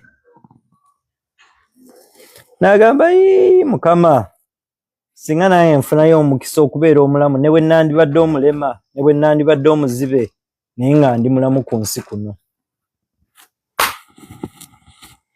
That is the life we are living in. Learn to be grateful with the little you have. Tandikira kwaka akatono koyina osiime. Point esembayo yino. Are we ready for the last point tonight, class? Celebrate small wins. Learn to celebrate small wins. Kawandike.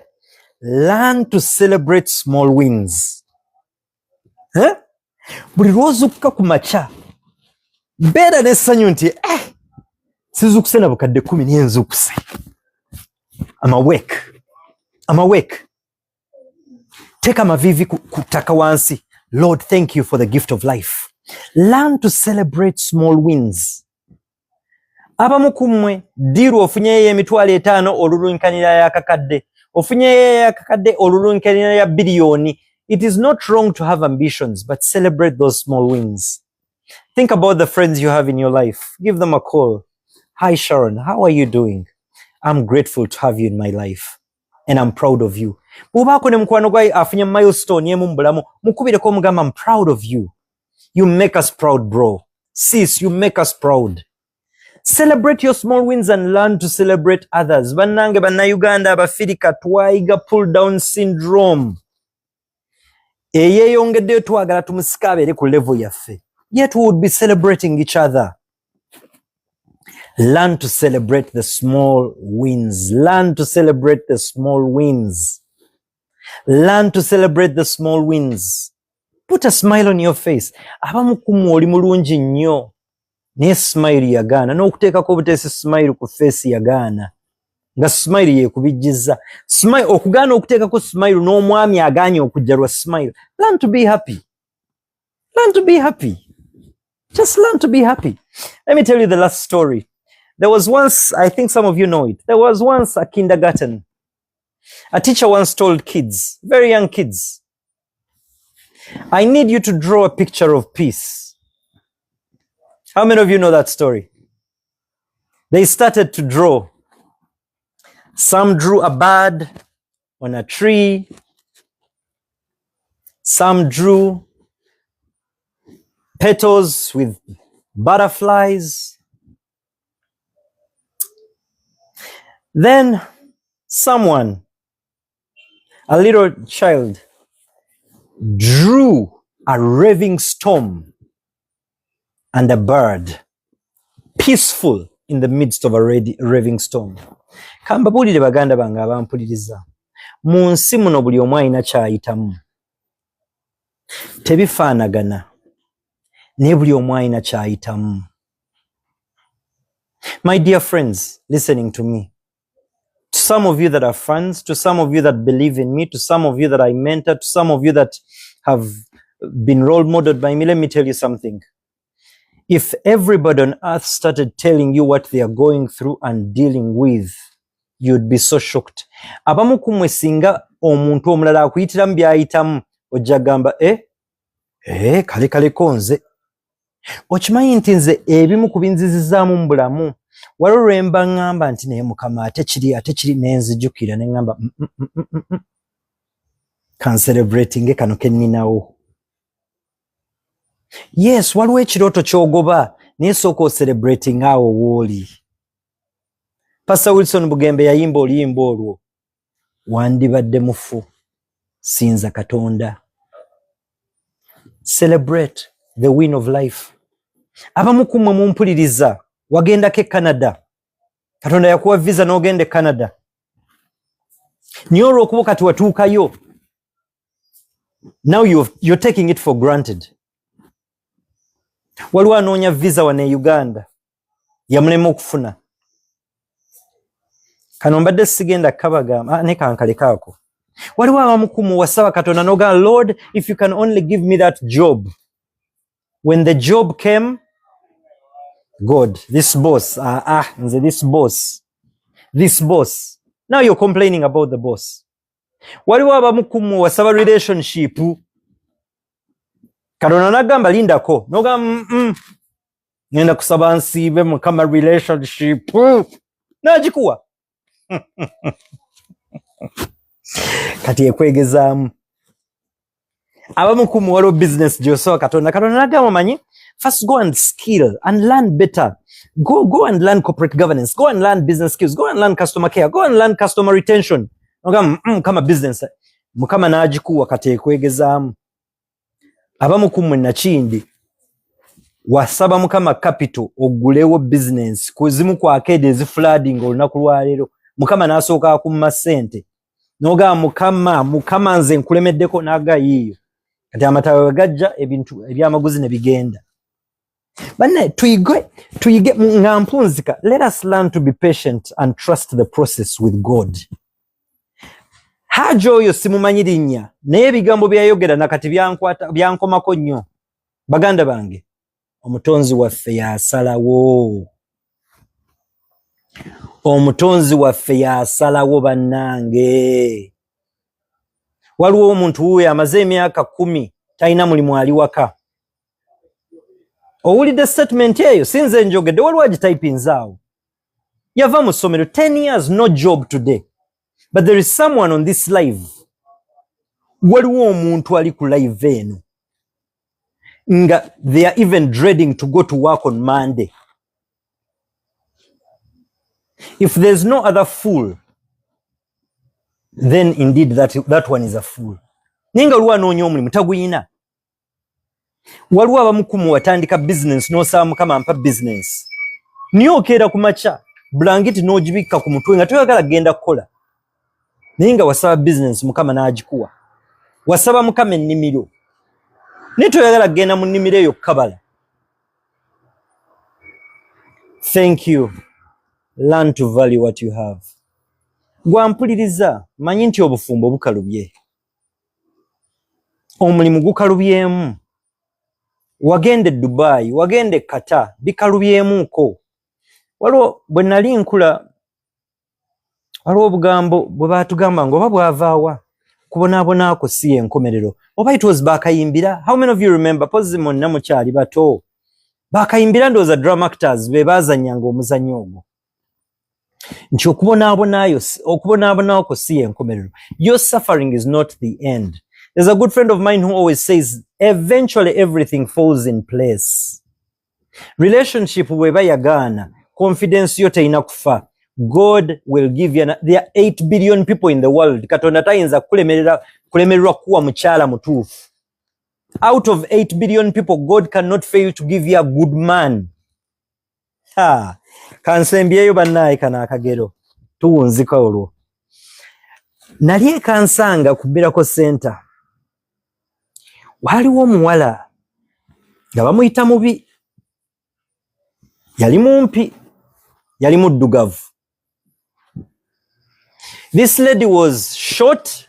She was considered ugly. True story.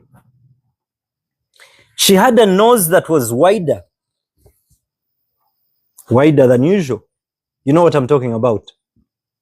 But this girl was very fervent. She was very diligent. She was always committed. She was in the choir. Ronange nali mu choir. This girl was there. One day, omukyalo ono mubirooto bye nga ayagala afumbirwe mu America. Bagalo ne baseka. Ne baseka. Mwe sibalwiseeyo. One day like this, a man came from America. There were girls who were tall. There were girls that had figure 6. Suppose the figures was here. There were girls with figure 6, figure 8, hips.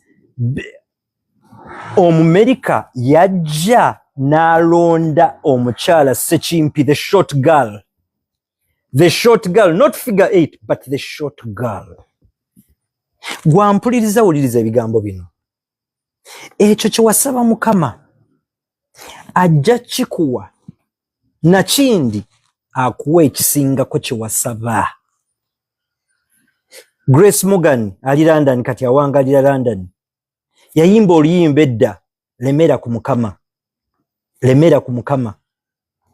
Bannange ebigambo bya Haji mbiddemu, omutonzi waffe yasalawo. Leka bavuge Benzi. Tizoke basiimire Mukama. Olunaku lumu kyoyagala kijja kujja. And I pray for that person, that lady who's saying she's been home. I don't know whether it's a lady. 10 years. Do you know what it means to be out of university 10 years with no job? Mbabulira yakagera akalala. Oba tuwunzike bane, tumalirize. Can we stop? Can we stop here? Let me tell you one short story. There was a girl called Hannah in the Old Testament. She had a co-wife called Penina. Penina Bible ega yazaala nga buli mwaka nga azaala. Hannah had no child. Let me tell you, there are some people in this life and you're like a Hannah. Penina, omanyi, I don't know, kulika abantu kuno ku live ng'olina mikwano gyo naye nga mikwano gyo bukuba kufuna gye gifuna buli kiseera. There are some friends of yours, they get the nice jobs, the nice boyfriends, the cool boyfriends. Before you know it, the boyfriend. Have you ever seen that social media flex? Girls unveiling Mercedes Benzes. No gamba mama. Ngowa kutuza mu taxi. Sina kindi akuteeka mu gundi. Uber. N'olaba social media olina unveiling a BMW.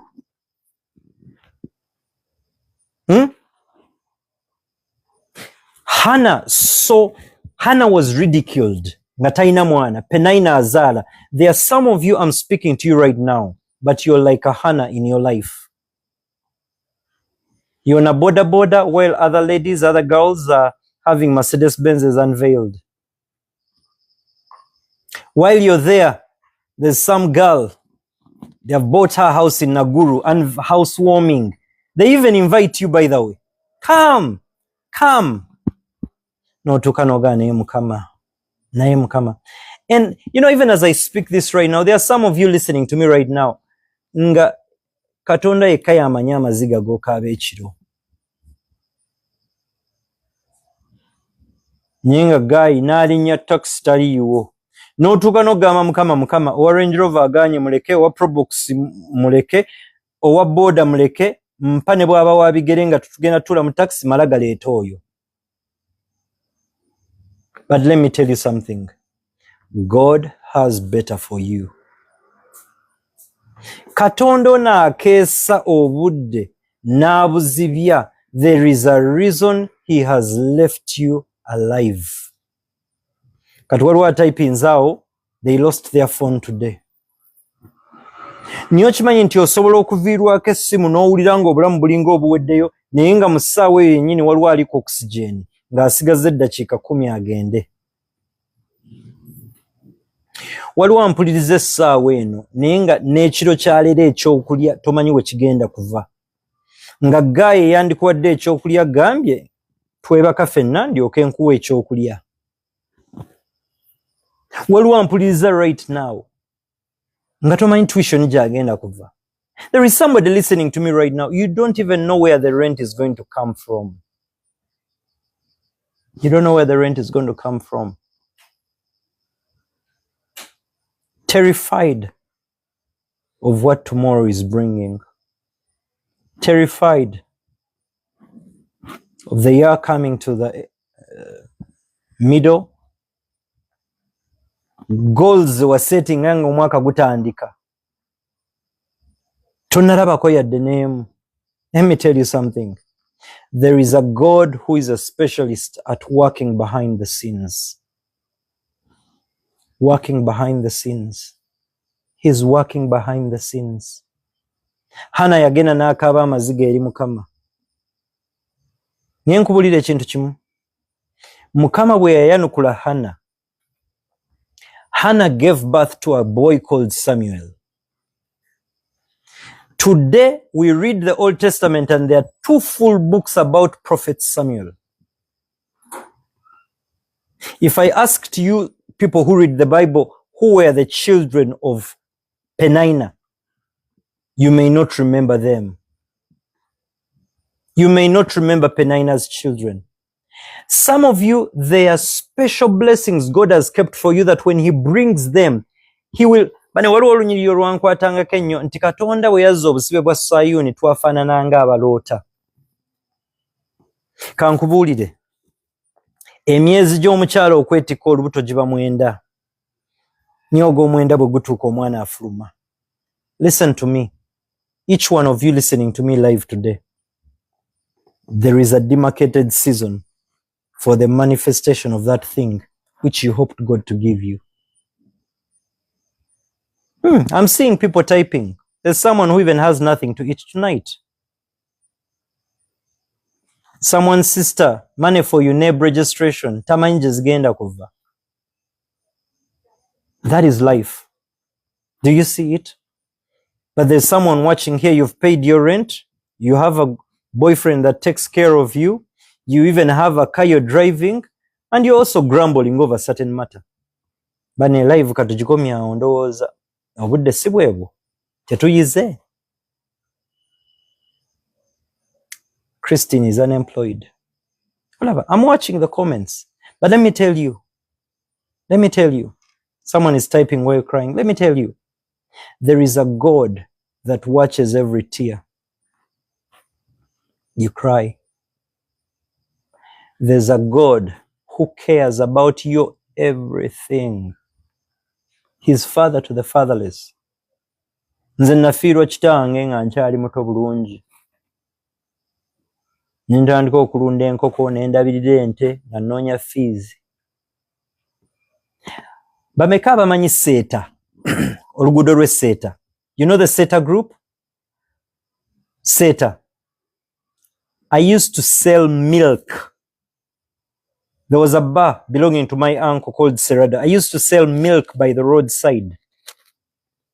Let me tell you something. Each one of us has a day your story will change. Can I repeat this?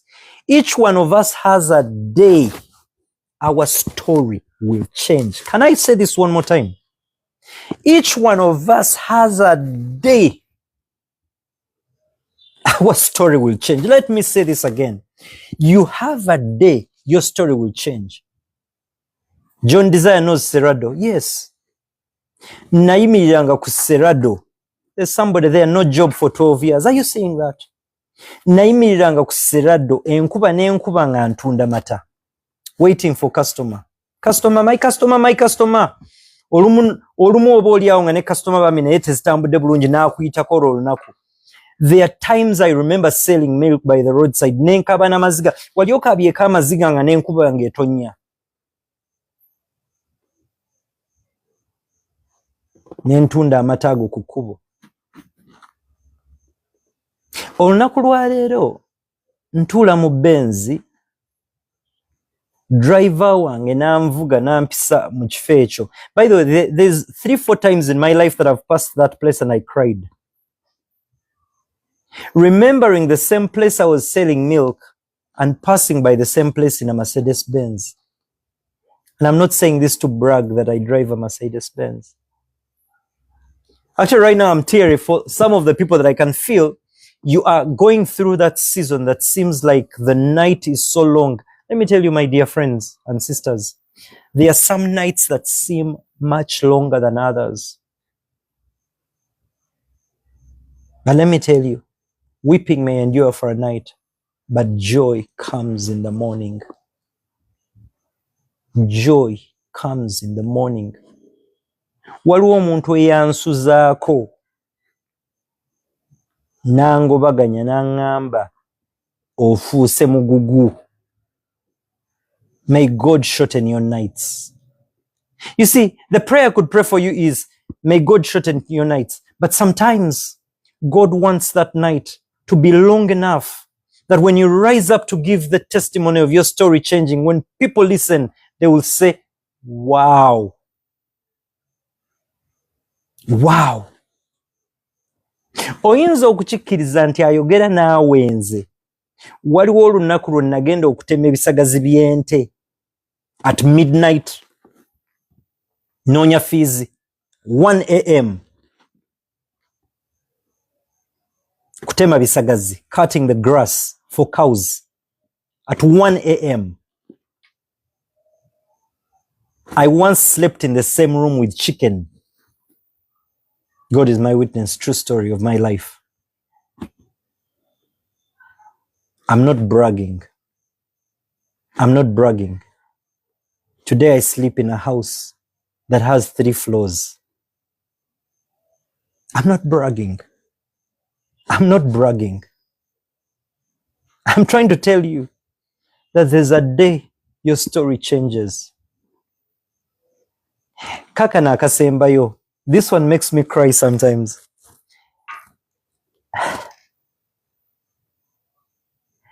There was a time we left Namiryango primary nga taata amaze okufa. Nenzija mu kibuga ku Sheraton ku dustbin. Nyoonye emmere. Twali tuzze kuyimba ku National Theatre. Nengenda mu dustbin. But today, when I drive past Sheraton and enter Sheraton, and the guys at the gate know me, they have seen me on TV. Oh, our man, our man. And some know me as a pastor. Hey, pastor, pastor. And that was the same hotel. I went to the dustbin to get food in the dustbin. One day your night will end. That I enter the same Sheraton and take a cup of tea and have a meeting with ministers, with CEOs. Mwe bantu mweriyo Katonda ayimusa abaavu n'abajja mu nfuufu n'abatuuza n'abalangira. That God is real.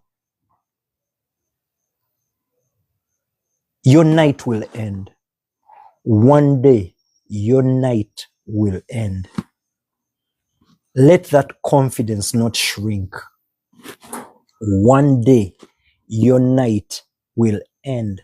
I can never forget one uncle of mine who I went to for tuition. And he told me, enough is enough. When I see you now, I see you like a curse. Banange mubulamu buno, omuntu n'akuviiramu ekigambo ekifaanana bwe kityo, nti nviira nkukooye kati olinga kisiraani gyendi.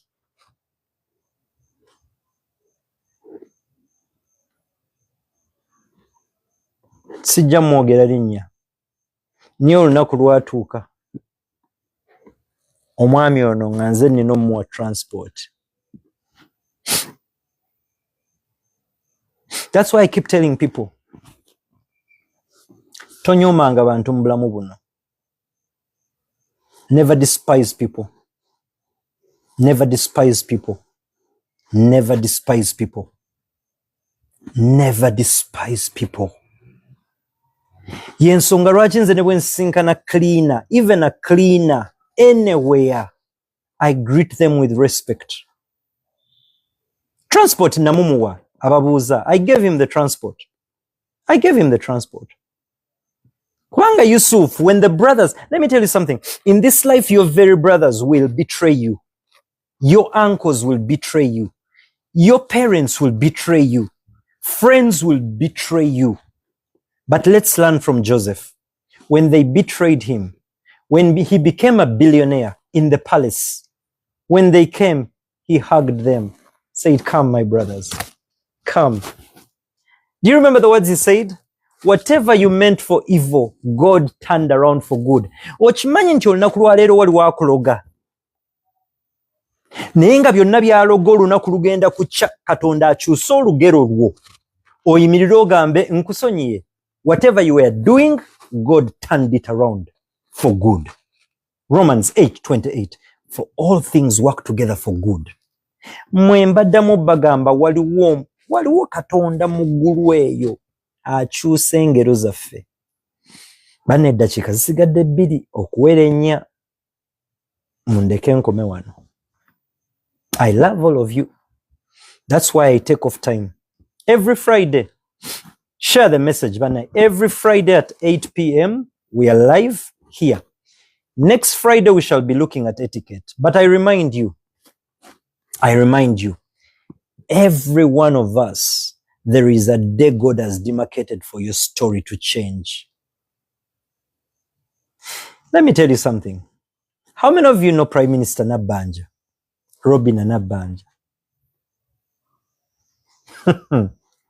Ne bw'omuvuma n'ogamba omukyalo omuvubi, omukyalo omuki, Katonda yakeera olunaku lumu n'agamba mukyala Nabbanja, gwe njagala obeere Prime Minister. Kati gwe ne bw'oyomba, you could sit there and say, how? Ne bannange, ne mwe. Favor, when favor comes. That's why the message today is on be confident, because your day is coming. Lekera okufaanana embeera gy'oyitamu. Enjala eyo ne bw'onoogisula. Cry those tears. It's okay. One day it will be your story. Someone is saying, I didn't hear number 6 to 9. Banang. Trevor, did you type those? Have you heard me as I close? One day your story will change. Let's pray. Father, I thank you for all the people that are alive tonight. May their story change. Some of them even sooner than they think. Those that are looking for jobs, may you provide them the jobs. I'm praying that next Friday, there is someone who will testify that there was a certain breakthrough that came after listening to your words. My faith was stirred up. Mukama baako gw'okolera ekyamagero. Ekiro kya leero weekend eno baako gw'osanyusa. Baako gw'ozza essanyu ku matama. Mukama baako gw'osesa. In Jesus' name, amen. I want to remind you, on Wednesday next week, we shall be live on the Property Show NTV. Tonight, go and follow the page Property Show. We want to be teaching people on how to invest in real estate. Not just buying land or building land. We want to teach you the entire ecosystem of real estate. Landscaping, interior designing, cleaning, greenhousing, binge betugenda okubanga tusomesa. So, that is Wednesday next week, 8 p.m. on Property Show. Go and follow Property Show. Trevor, can you pin Property Show again? Property Show, pin Property Show NTV right now, repeatedly.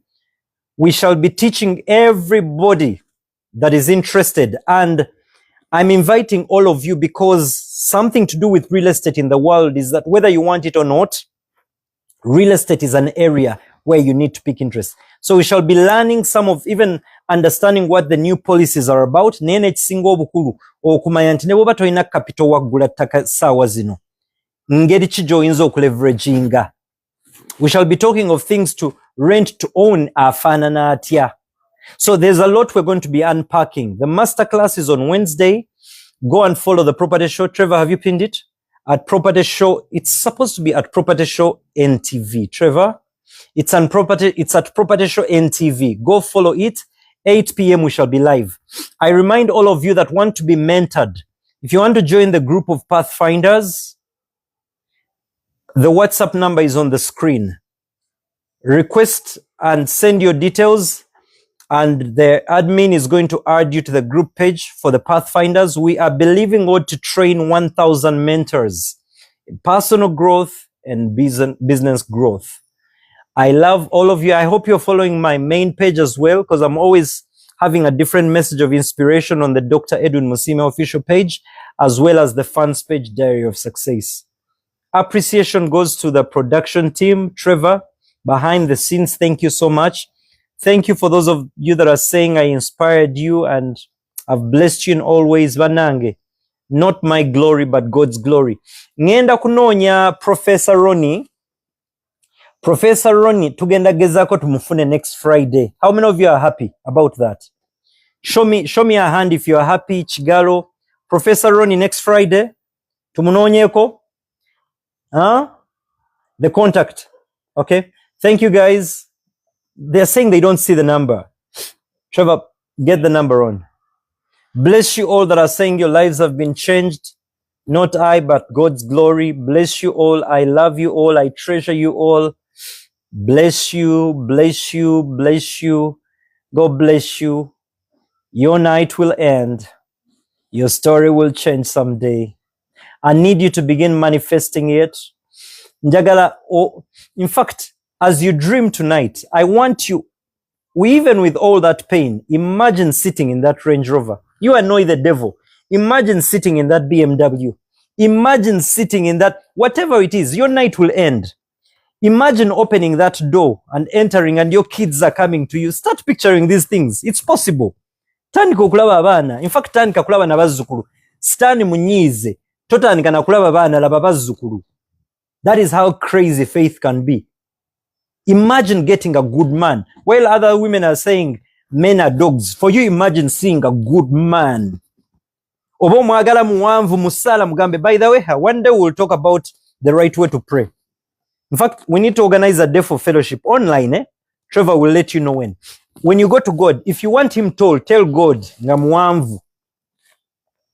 Bobo mwagala aina muscles, mugeye mukama nga aina muscles. Be specific with your God. Papa God loves you. Tell him, muwulire. Oli bweru, oli kata, oli Dubai. Oyagala promotion. Waliwo ky'omwagaza gwe mugambe. Be honest with your God. All right, guys, I love you so much. Bless you, and good night. Good night to all of you. May the good Lord bless you and comfort you. Those of you that are in pain, may God comfort you. May God strengthen you. May God give you the ability to believe in that one day that will turn your story around. God bless you all.